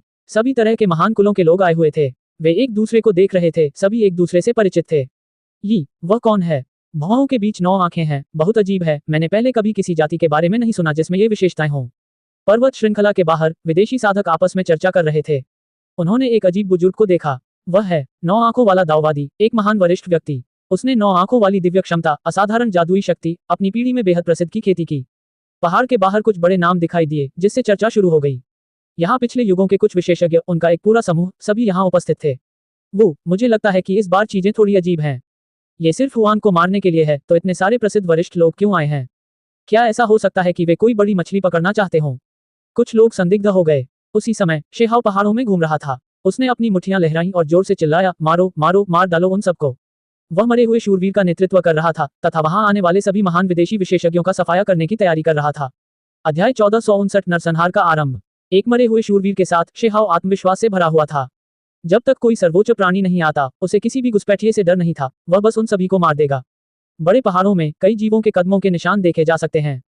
ये बिना किसी खतरे के सुरक्षित क्षेत्र होना चाहिए। दिव्य औषधि पर्वत श्रृंखला में बहुत सारे अवसर थे, लेकिन साथ ही यह ऐसी जगह नहीं थी जहां कोई भी घुस सकता था। हर मोड़ पर खतरे थे। मैं वास्तव में चिंतित हूँ। यदि वे सभी आत्मा मुक्ति क्षेत्र साधक अपने जीवन से कायरतापूर्वक चिपके रहते हैं, तो क्या यह मेरे प्रयासों को पूरी तरह से बर्बाद नहीं कर देगा? शेहाओ ने खुद से कहा। जब उस मरे हुए शूरवीर ने यह सुना तो उसका चेहरा भावशून्य हो गया। वह कुछ भी नहीं बोला, मानो वह एक चलती हुई लाश हो। कहो ज़ॉम्बी भाई, तुम्हें कुछ कहना चाहिए। अगर तुम इस पूरे समय बंद लौकी की तरह ही रहोगे तो ये कितना उबाऊ होगा। शेहाओ असंतुष्ट था। इस मरे हुए शूरवीर ने अपना मुंह खोला, जिसमें उसके बेहद तीखे बर्फ जैसे सफेद दांत थे। उसने धीरे से कहा, मुझे लगता है कि तुम्हारे मांस का स्वाद बिल्कुल भी बुरा नहीं है। शायद ये बेहतर होगा कि तुम्हारा मुंह बंद रहे। शीहाओ ने जल्दी से उन दोनों के बीच कुछ दूरी बना ली। क्या यह आदमी अचानक से तेज हो गया था और जानबूझकर उसे डरा रहा था, या ये वास्तव में ऐसा ही सोच रहा था? मरे हुए शूरवीर ने अब अपना मुंह नहीं खोला, नहीं बोला, कोई भाव नहीं दिखाया, चुपचाप उसी तरह उसके बगल में चलता रहा। वे पुराने राक्षस आने से डरेंगे नहीं, है न? वह थोड़ा सशंकित हो गया। हालांकि वह जानता था कि पहाड़ों के बाहर से कई विशेषज्ञ आए हैं, लेकिन जरूरी नहीं कि वे सभी आए। यदि ये केवल युवा पीढ़ी के कुलीन लोगों की हत्या थी, तो उन्हें लगा कि उन्हें डरने की कोई आवश्यकता नहीं है। क्यों न हम इस जगह से निकल जाएं, दिव्य औषधि पर्वत श्रृंखला को छोड़ दें और उन बदमाशों का पूरी तरह से सफाया कर दें। शीहाओ ने आग्रह किया। इस बार मरे हुए शूरवीर ने उसे अनदेखा कर दिया। उसकी चांदी जैसी आंखें झील की सतह की तरह शांत थीं, बिना किसी लहर के। हुआंग यहाँ है, अचानक किसी ने चिल्लाया। अंत में उन्हें विदेशी युवाओं का एक समूह मिला। दुर्भाग्य से वे बहुत ज्यादा नहीं थे, केवल 7 या 8, जिनमें से आधे किंग कबीले के विशेषज्ञ थे। वहां कोई बुरे लोग क्यों नहीं है? मैं कुछ बड़ी मछलियां पकड़ने के लिए तैयार था। शेहाओ बेहद असंतुष्ट था। दूसरी तरफ लोगों की जमीन ऐसी दिख रही थी जैसे उन्होंने भूत देख लिया हो। आखिरकार हुआंग से मिलना शुरू में एक नर्वस करने वाली घटना थी। वे सिर्फ आगे की ओर देख रहे थे, दूसरों को पर्वत श्रृंखला के बीच से सुरक्षित रास्ते खोजने में मदद कर रहे थे। अंत में वे यहाँ एक दूसरे से टकराए। इसके अलावा उन्होंने उस राक्षस को उसके बगल में देखा। ये कैसे हो सकता है? मरे हुए शूरवीर उसके पीछे पीछे आ रहे हैं। समूह पूरी तरह से अचंभित था। ऐसा इसलिए हुआ क्योंकि मरे हुए शूरवीर ने कुछ समय पहले ही प्रकट होकर पर्वत श्रृंखला में सभी विदेशी साधकों को चौंका दिया था। कुछ लोग जीवित बच गए थे, लेकिन मरे हुए शूरवीर को देखने वाले सभी जीव मारे नहीं गए। यह मादरचोद, यह मूल रूप से एक राक्षस राजा है। वह एक मरे हुए शूरवीर के साथ चल रहा है। कुछ लोगों की आवाजें कांपने लगीं। वे खुद को कोसने से नहीं रोक पाए। वे वाकई पूरी तरह से चौंक गए। उन्हें कभी उम्मीद नहीं थी कि हुआंग इतने भयानक प्राणी के साथ कंधे से कंधा मिलाकर चलेंगे। उन्होंने देखा कि हुआंग शानदार ढंग से मुस्कुरा रहा था, लगभग इस मरे हुए शूरवीर के साथ दोस्त की तरह। दौड़ना। 7-8 विदेशी साधकों ने भी तुरंत यही निर्णय लिया और वे अपनी जान बचाने के लिए भाग खड़े हुए। वे अपनी जान बचाना चाहते थे। उस पल में अर्थ 2 इंच दिव्य क्षमता, वर्ल्ड ब्रिज पैत्रिक विधि और अन्य सभी टिमटिमाए। अभी उन सभी के पास केवल एक ही विचार था, जो कि जितना संभव हो सके उतना दूर भागना था। जीना सबसे महत्वपूर्ण बात थी। लानत है, हुआंग ने मरे हुए शूरवीर के साथ साझेदारी की। कोई आश्चर्य नहीं कि वह इतना शक्तिशाली है। वह निश्चित रूप से एक पुनर्जीवित मरा हुआ शूरवीर है। किसी ने चिल्लाकर कहा। वह स्पष्ट रूप से सबसे भयानक सुनहरा मरे हुए शूरवीर है। वह एक सामान्य इंसान से अलग नहीं दिखता है, इंपीरियल पास में घुल मिल गया है, उसकी योजनाएं बहुत बढ़िया हैं। एक और व्यक्ति चिल्लाया। बस इससे कोई फर्क नहीं पड़ता कि वे कैसे चीखते चिल्लाते थे। उनका अंत पहले ही तय हो चुका था, वे भाग नहीं सकते थे। शीहाओ और मरे हुए शूरवीर ने एक साथ कार्रवाई की और जानलेवा तरीके से आगे बढ़े। शीहाओ एक प्रकाश की किरण में बदल गया। उसने अपने हाथों में तलवार की कोर को लहराया। एक सिर तुरंत हटा दिया गया। उसी समय तलवार की ऊर्जा से आदिम आत्मा भी मिट गई। फिर उसने तलवार की चमक को हिलाया, दूसरी दिशा की ओर मुड़ा, दूसरे प्राणी का पीछा करते हुए। उसका आकार एक दिव्य इंद्रधनुष की तरह था, जो तुरंत ही उसे पकड़ लेता था। उस प्राणी का चेहरा मौत की तरह पीला पड़ गया। वह दहाड़ने लगा, चीखने लगा, लेकिन फिर भी यह बेकार था। भले ही उसने जो काला स्वर्गीय भाला इस्तेमाल किया था वह पहाड़ जितना भारी था, फिर भी वह शीहाओ की तलवार से कट गया। इसके अलावा तलवार की चमक ने उसे कमर से काटते हुए काट दिया और फिर उसकी आदिम आत्मा को 2 टुकड़ों में काट दिया गया। जब शीहाओ ने फिर से मुड़कर देखा तो वह पहले से ही अन्य प्राणियों को नहीं देख पा रहा था। काली धुंध छलक उठी, एक बड़ा काला पंजा दिखाई दिया, खूनी निशान लिए हुए। जो उसने करने का इरादा किया था उसे पूरा किया। अन्य सभी व्यक्ति मरे हुए शूरवीर के हाथों बुरी तरह से मर गए। इसके अलावा बलपूर्वक कुचल दिए गए, खूनी धुंध के ढेर में बदल गए। उसी क्षण जिन साधकों ने ये देखा वे सभी मर गए। उनमें से एक भी जीवित नहीं बचा। तथाकथित निडर शेर, गो कबीले, सम्राट कबीले, उनमें से कोई भी क्यों नहीं आया? शीहाओ ने बड़बड़ाते हुए कहा। वह कुछ बड़ी मछलियों का सामना करना चाहता था और उन्हें मारना चाहता था। वे आगे बढ़े और कुछ और लोगों से भिड़ गए। दुर्भाग्य से कोई बड़ा लक्ष्य नहीं था। चलो, हम भूमिगत गुफा की ओर जा रहे हैं। उस बूढ़े कमीने से छुटकारा पाने का समय आ गया है, शीहाओ ने कहा। वह सुनहरे बैल के घोंसले की ओर जाना चाहता था, उस आत्म मुक्ति क्षेत्र के महान साधक से बदला लेना चाहता था। मूलतः शीहाओ ठीक उसी दिशा में आगे बढ़ रहा था। कुछ दुश्मनों का वध करना चाहता था, उस सेल्फ रिलीज रियल विशेषज्ञ को मारना चाहता था। जब तक इस व्यक्ति को हटा दिया जाएगा वह बहुत बेहतर महसूस करेगा। इससे पहले उस साधक ने ज्वालामुखी में उसके खिलाफ कार्रवाई करने की कोशिश की थी, जिससे वह लगभग मर गया था। उस मुठभेड़ के बाद उसे गंभीर चोटें आईं। अब इस खून के कर्ज को चुकाने का समय आ गया है। हकीकत में ज्यादा समय नहीं बीता था, फिर भी शीहाओ पहले से ही बदला लेना चाहता था। सब कुछ सुचारू रूप से चला। उसने मरे हुए शूरवीर को इस उजाड़ भूमि में ले गया। उसने पहले चारों ओर देखा, ये सुनिश्चित करते हुए कि वे सुनहरे बैल से न टकराएं। अगर वह मरे हुए शूरवीर से लड़ता है तो इसका परिणाम आसानी से दोनों पक्षों को भुगतना होगा और कोई भी पक्ष जीत नहीं पाएगा। सौभाग्यवश सुनहरा बैल यहाँ नहीं था, अभी भी बाहर था। ऐसा इसलिए हुआ क्योंकि कई विदेशी जीव पर्वत श्रृंखला में आ गए थे। सुनहरा बैल परेशान था, अभी भी बाहर पागल हो रहा था, अभी तक वापस नहीं आया था। भूमिगत गुफा शांत थी, उसमें कोई आवाज नहीं थी। प्रवेश करने से पहले शीहाओ ने पहले ही बार बार चेतावनी दी, आपको अपनी आभा छिपानी होगी, अन्यथा वह बूढ़ा आदमी निश्चित रूप से भाग जाएगा। ये लोच से भी अधिक फिसलन भरा है। वह मरा हुआ शूरवीर वास्तव में असाधारण था। उसके चारों ओर घना कोहरा था, मृत्यु ऊर्जा भयभीत करने वाली थी, लेकिन अब वह चट्टान की तरह शांत था। उसमें से किसी भी प्रकार का उतार चढ़ाव नहीं निकल रहा था। इसके अलावा उसने शीहाओ के सुझाव को सुना और अंधेरे में छिपकर दुश्मन को डराने से बचने के लिए चुपचाप उसके पीछे चला गया। शीहाओ ने इस जगह में प्रवेश करने के बाद एक संरचना पैटर्न पर कदम रखा, जिससे तुरंत चमकदार रोशनी पैदा हो गई। यहाँ व्यवस्थाएं थीं। आत्म मुक्ति क्षेत्र के महान साधक अत्यंत सावधान थे, क्योंकि वे यहाँ एकांत में साधना कर रहे थे, प्राकृतिक भाग्य को जब्त करना चाहते थे। उन्हें डर था कि जब वे निर्णायक क्षण पर होंगे तो सुनहरा बैल वापस आ जाएगा, और इस तरह उन्होंने कुछ संरचनाएं बनाई। इस संरचना ने एक अलार्म के रूप में काम किया, जिससे उसने तुरंत अपनी आंखें खोली और तुरंत शीहाओ को नोटिस किया। तुम छोटे कमीने, तुम वास्तव में मेरे सामने फिर से आने की हिम्मत करते हो। महान साधक ठहाके लगाकर हंसा। अभी वह आश्वस्त था, क्योंकि उसकी सारी चोटें ठीक हो चुकी थीं, पहले से ही ठीक हो रही थीं। इस सुनहरे कुंड में बेजोड़ कीमती तरल था, जिसके प्रभाव अकल्पनीय थे। हालांकि ज्यादा समय नहीं बीता था, लेकिन उसने पहले ही अपने शरीर की समस्याओं को हल कर लिया था। तुम बुरी चीज हो, असल में किसी और के घोंसले पर कब्जा करने की कोशिश कर रही हो, यहाँ चुप रही हो। शीहाओ ने जानबूझकर आश्चर्यचकित होने का नाटक किया, लगातार पीछे हटते हुए। हाँ, बच्चे, तुम्हारे लिए स्वर्ग में जाने का कोई रास्ता नहीं है, नहीं नर्क में जाने का कोई दरवाजा है। क्या तुम जीने से थक गए हो? महान साधक ने कुछ भी नहीं छिपाया और जोर से हंसने लगा। उसकी आंखों में ठंडी रोशनी चमक रही थी, हवा में हत्या का इरादा व्याप्त था। चाहे कोई भी पक्ष से देखे, उसे शीहाओ को मारना ही था। वह अपने पक्ष के युवाओं के लिए एक बड़ी आपदा को खत्म कर सकता था, और यह शीहाओ को भागने और सुनहरे बैल को चौंका देने से रोकने के लिए चुप रहने का एक रूप भी था। बूढ़े राक्षस, मैं अगली बार तुम्हें मार डालूंगा, शीहाओ चिल्लाया। छोटे कमीने, तुम यहाँ आने के बाद भी भागना चाहते हो? बस अपना जीवन सौंप दो। आत्म मुक्ति क्षेत्र साधक ने ठंडी हंसी हंसते हुए अपना बड़ा हाथ आगे बढ़ाया। ची शीहाओ बहती हुई रोशनी की एक लकीर की तरह था जो तेजी से चकमा दे रहा था, दिशा बदल रहा था, मानो वह किसी बड़ी भूमिगत दरार से बचकर निकल जाना चाहता हो। मैं तुम्हें एक विकल्प देता हूँ। तुम अपने हाथ पैर बांध सकते हो, मेरे सामने झुक सकते हो और मैं तुम्हें वापस दूसरी तरफ ले जा सकता हूँ, अस्थायी रूप से तुम्हें नहीं मारूंगा। महान साधक ने ठंडे स्वर में कहा। उसने एक क्षेत्र छोड़ दिया, इस क्षेत्र को बंद कर दिया, सभी दिशाओं को सील कर दिया और शीहाओ के भागने के रास्ते को काट दिया। इसके अलावा अभी वह पहले से ही खड़ा था, सुनहरे पूल से बाहर निकल रहा था। उस बड़े हाथ ने शीहाओ के ऊपर सब कुछ ढक लिया, नीचे की ओर दबाते हुए। बेशर्म बूढ़ी औरत, मुझे लगता है कि तुम्हारे लिए झुकना और माफी मांगना ज्यादा उचित है। शीहाओ ने जवाब दिया। तुम बस मर सकते हो, आत्मा मुक्ति क्षेत्र के महान साधक ने ठंडे स्वर में कहा और कुछ और नहीं कहना चाहा। बड़े हाथ ने शीहाओ की जान लेने के लिए नीचे थप्पड़ मारा। पिंग, परिणामस्वरूप उसे पता चला कि उसके हाथ में बहुत दर्द हो रहा है। अंधेरे कोहरे में लिपटा एक प्राणी चुपचाप प्रकट हुआ और उसके हाथ को पकड़ लिया। अभी तक काले कोहरे में लिपटा यह व्यक्ति पूरे समय छिपकर बैठा था, इस डर से कि कहीं वह भाग न जाए, अवसर की प्रतीक्षा कर रहा था। हांग, महान साधक को बहुत आश्चर्य हुआ और वह क्रोधित हो गया। उसके शरीर से शक्ति फूट पड़ी, जिससे चकाचौंध करने वाली चमक निकली और पूरी भूमिगत गुफा प्रकाशित हो गई। हालांकि उसे यह जानकर झटका लगा कि वह आजाद होने के लिए संघर्ष नहीं कर सकता। उस बड़े काले हाथ ने उसे मजबूती से जकड़ रखा था, उसके पास भागने का कोई रास्ता नहीं था। इसके अलावा उसके शरीर में एक संक्षारक शक्ति प्रवाहित हो रही थी, जिससे उसका हाथ तुरंत ही स्याही की तरह काला हो गया तथा उसके कई हिस्से सड़ने लगे। नहीं, आत्मा मुक्ति क्षेत्र साधक बुरी तरह चिल्लाया। ऐसा इसलिए हुआ क्योंकि उस पल में उसके हाथ की सफेद हड्डियां उजागर हो गई थीं और बड़ी मात्रा में मांस निकल रहा था। गिरावट की ये दर वास्तव में बहुत तेज थी। मरे हुए शूरवीर, तुम दफन क्षेत्र से आए प्राणी हो। सेल्फ रिलीज रियल्म साधक की अभिव्यक्ति मौत की तरह सफेद थी जब वह दहाड़ रहा था। वह जानता था कि उसका सामना किस तरह के प्राणी से हुआ है।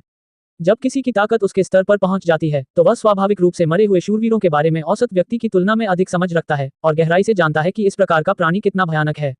यह ऐसी चीज नहीं थी जिसमें उसे शामिल होना चाहिए था। कच, उसने दृढ़तापूर्वक उस हाथ को हटा लिया तथा उस छिपकली की तरह भागने की योजना बनाई जो अपनी पूंछ छोड़कर भाग गई थी। हालांकि उसने मरे हुए शूरवीर की प्रतिक्रिया की गति को कम करके आंका। उसने सीधे उसके दूसरे हाथ को पकड़ लिया, उसे पीछे खींच लिया, जिससे वह भागने से बच गया। तुम्हें सो जाना चाहिए था, तुम कार्रवाई क्यों कर रहे हो? आत्मा मुक्ति क्षेत्र साधक दहाड़ा। यह मेरा भाई है, तुम्हें शांति से अपने रास्ते पर जाना चाहिए, शीहाओ ने मुस्कुराते हुए कहा।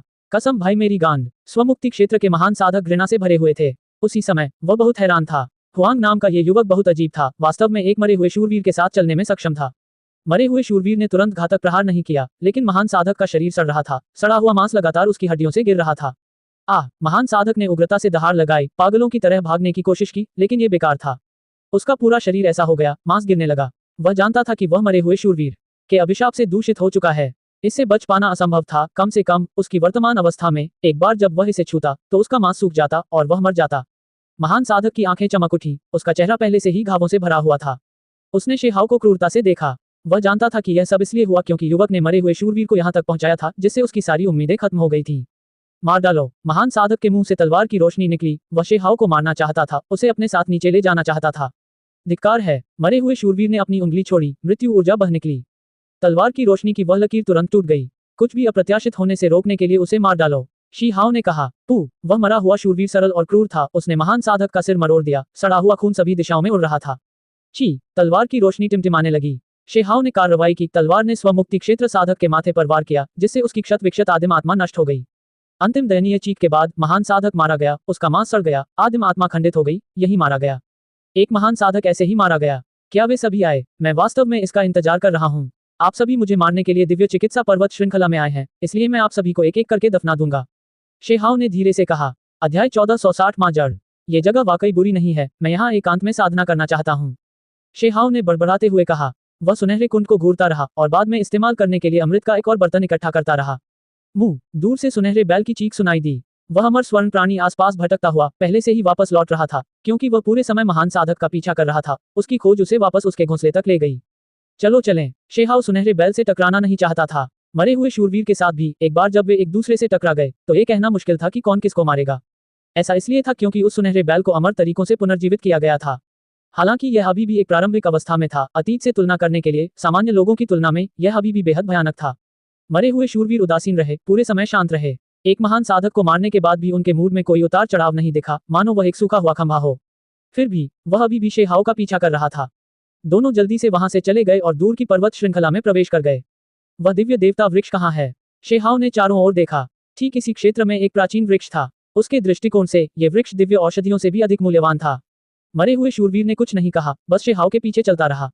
हालांकि उसे लगा कि यह युवा साथी थोड़ा अविश्वसनीय था। अभी अभी क्या इसने जोर से चिल्लाकर नहीं कहा था कि यह पुराने विदेशी राक्षसों के एक समूह को कैसे मारना चाहता है? वह पेड़ की तलाश में क्यों गया? हम बस रास्ते में जांच कर रहे हैं। अगर हम इसे ले जा सकें तो यह एक बेजोड़ दावफल होगा। शेहाव की लार भी बहने वाली थी। उसे इसके लिए थोड़ी लालसा महसूस हुई। एक बार जब वह इस दुनिया में स्वर्गीय देवता वृक्ष के 4 डंठल प्राप्त कर सकता है तो इसे अपने पौराणिक रूप में वापस कर सकता है, 4 पेड़ों को एक में बदल सकता है। यह एक लंबी उम्र वाला अमर औषधि वृक्ष बन जाएगा। उस समय इसका मूल्य अकल्पनीय होगा, एक स्वर्गीय अमर वृक्ष बन जाएगा। स्वर्गीय देवता वृक्ष के फल एक बार खा लेने पर तुरंत ही किसी को स्वर्गीय देवता के स्तर तक उठा सकते हैं, उसे साधना की भी आवश्यकता नहीं होती। अगर 4 पेड़ एक में मिल जाएं, तो औषधीय प्रभाव सिर्फ जोड़ने जितना आसान नहीं होगा, बल्कि विस्फोटक रूप से बढ़ेगा। यह एक तरह का परिवर्तन था, एक अविश्वसनीय विकास। स्वर्गीय अमर वृक्ष के फल दुर्लभ सर्वोच्च खजाने थे, जो अतीत से लेकर अब तक कई बार दिखाई नहीं दिए। ऐसी किंवदंतियां थी जिनमें कहा गया था कि एक बार इसे खाने के बाद कोई तुरंत सच्चा अमर बन सकता है।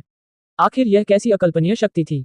ये ठीक इसलिए था क्योंकि यह स्वर्ग को चुनौती देने वाला था कि इसे शक्ति की एक रहस्यमय लहर ने 4 पेड़ों में विभाजित कर दिया। बेशक ऐसे लोग भी थे जिन्होंने कहा कि यह एक महान युद्ध का परिणाम था कि मूल जड़ 4 भागों में विभाजित हो गई। अरे बूढ़े पेड़, उठो, तुम्हारा भाई यहाँ है, उसे ढूंढने में मेरी मदद करो। शेहाव के चेहरे पर उत्साह का भाव था। उसने एक बर्तन निकाला, उसके अंदर एक छोटा सा पेड़ था जो पूरी तरह से सुनहरा और दीप्तिमान था, सूरज की तरह चमक रहा था, शाखाएं मजबूत थीं। हालांकि यह छोटा था, लेकिन इसमें समय के धब्बेदार निशान थे। ये दिव्य देवता वृक्ष 3000 प्रांतों के युवा साधकों के बीच संघर्ष के दौरान प्राप्त हुआ था, जिसे अमर प्राचीन अवशेषों से वापस लाया गया था। बर्तन में रखी सामग्री साधारण नहीं थी, उसमें सभी जीवन की पृथ्वी थी। ये पृथ्वी सभी जीवन के क्षय को रोक सकती थी, जीवन उत्पन्न कर सकती थी। यह अफवाह थी कि अमर राजाओं को उनकी मृत्यु के बाद इस प्रकार की मिट्टी में दफनाया जाता था। ऐसा इसलिए था क्योंकि जब तक अवशेष वहां हैं, अरबों साल बाद इस धरती पर दबे रहने से नए जीवन के जन्म की संभावना है। हालांकि उस समय शायद वे अपने पिछले स्वरूप में नहीं होंगे। बेशक इस बात की संभावना थी कि वे अब भी वही व्यक्ति होंगे, कम से कम उनके शरीर में कोई बदलाव नहीं होगा। संक्षेप में कहें तो इस धरती का मूल्य आश्चर्यजनक रूप से बहुत अधिक था, अकल्पनीय। शेहाव इसे अमूल्य खजाना मानता था। उस समय जिस कारण से शेहाव स्वर्गीय देवता वृक्ष को ले जा सका, वह वास्तव में इस प्रकार की समस्त जीवन पृथ्वी के कारण ही था। इससे पहले कि स्वर्णिम स्वर्गीय देवता वृक्ष पूरी तरह से जागृत होकर प्रतिक्रिया करता, बगल में मौजूद मरे हुए शूरवीर ने पहले प्रतिक्रिया की। उसने सर्वजीवन पृथ्वी को देखा, जिससे काली धुंध की एक आश्चर्यजनक लहर निकल रही थी। उसकी चांदी की पुतलियां 2 दरारों में सिमट गईं, जो तलवार की धार की तरह तीखी थीं। फिर एक भूत की तरह वह एक ही कदम से आगे बढ़ा, सारी जीवन पृथ्वी को हड़पने की इच्छा से। तुम क्या करने की कोशिश कर रहे हो? शेहाव ने जल्दी से पीछे हटकर इस बर्तन को गले लगा लिया। उसने अनंत तलवार कोर को उठाया, जो उसके सामने खड़ा था, सावधान और सतर्क। दफन धरती, तुम्हें ये कहां से मिला? मरे हुए शूरवीर ने धीरे से कहा, उसकी आवाज कर्कश थी, एक अस्पष्ट इच्छा व्यक्त कर रही थी। शेहाव के साथ बातचीत करना हमेशा मुश्किल रहा है, लेकिन सौभाग्य से वे एक दूसरे के इरादों को समझ सकते थे। शेहाव थोड़ा स्तब्ध था। दफन पृथ्वी। उसने अपना सिर नीचे करके चमकते हुए दानों को देखा। ये वही प्रसिद्ध ऑल लाइफ अर्थ था जो अमर राजाओं को दफना सकता था। वह तुरंत समझ गया कि जिस दफन पृथ्वी के बारे में दूसरे पक्ष ने बात की थी, वह इस सबसे दिव्य और परिपूर्ण सर्वजीवन पृथ्वी को संदर्भित करती है। ये चीज सभी जीवित चीजों का पोषण कर सकती है, नया जीवन पैदा कर सकती है। इसमें आदिम युग की जीवन सार ऊर्जा है, तो ये दफन पृथ्वी कैसे हो सकती है? शेहाव ने संदेह से पूछा। ये पौराणिक सबसे कीमती दफन पृथ्वी में से एक है, फिर भी आपके पास वास्तव में कुछ है। मरे हुए शूरवीर की पुतलियां दिव्य चमक के साथ चमक उठी।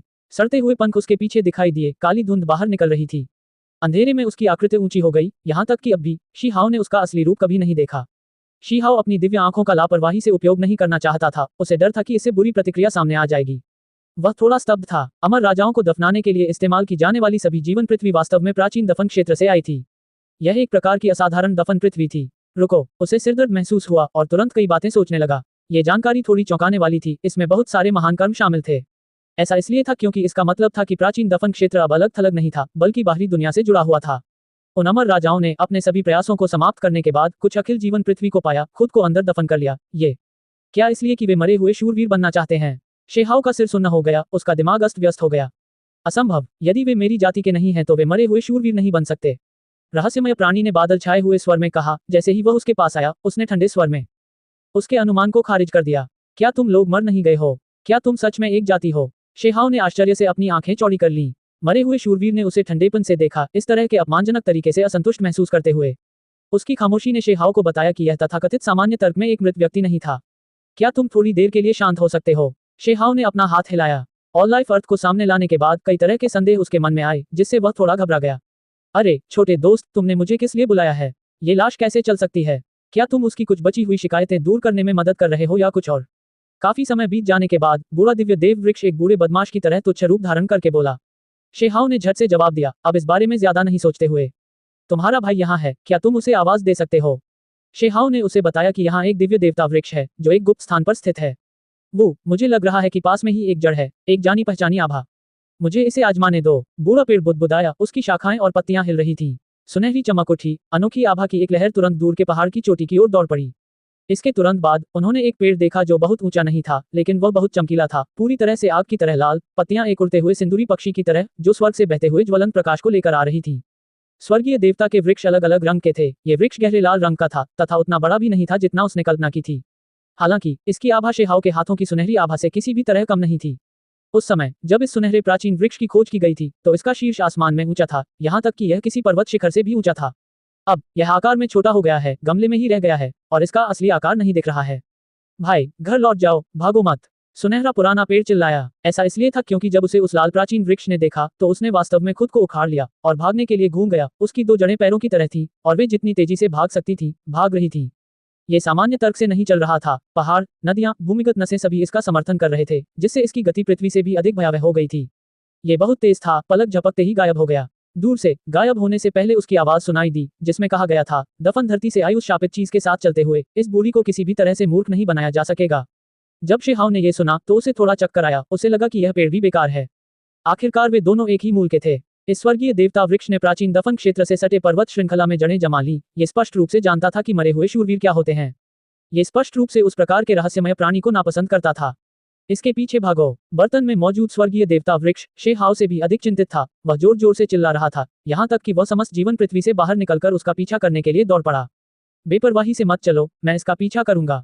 शेहाओ ने इसे बेतरतीब ढंग से इधर उधर भागने की हिम्मत नहीं की। अगर वह आगे के पेड़ को नहीं पकड़ पाया और यह भी खो गया तो यह वाकई बहुत बुरा होगा।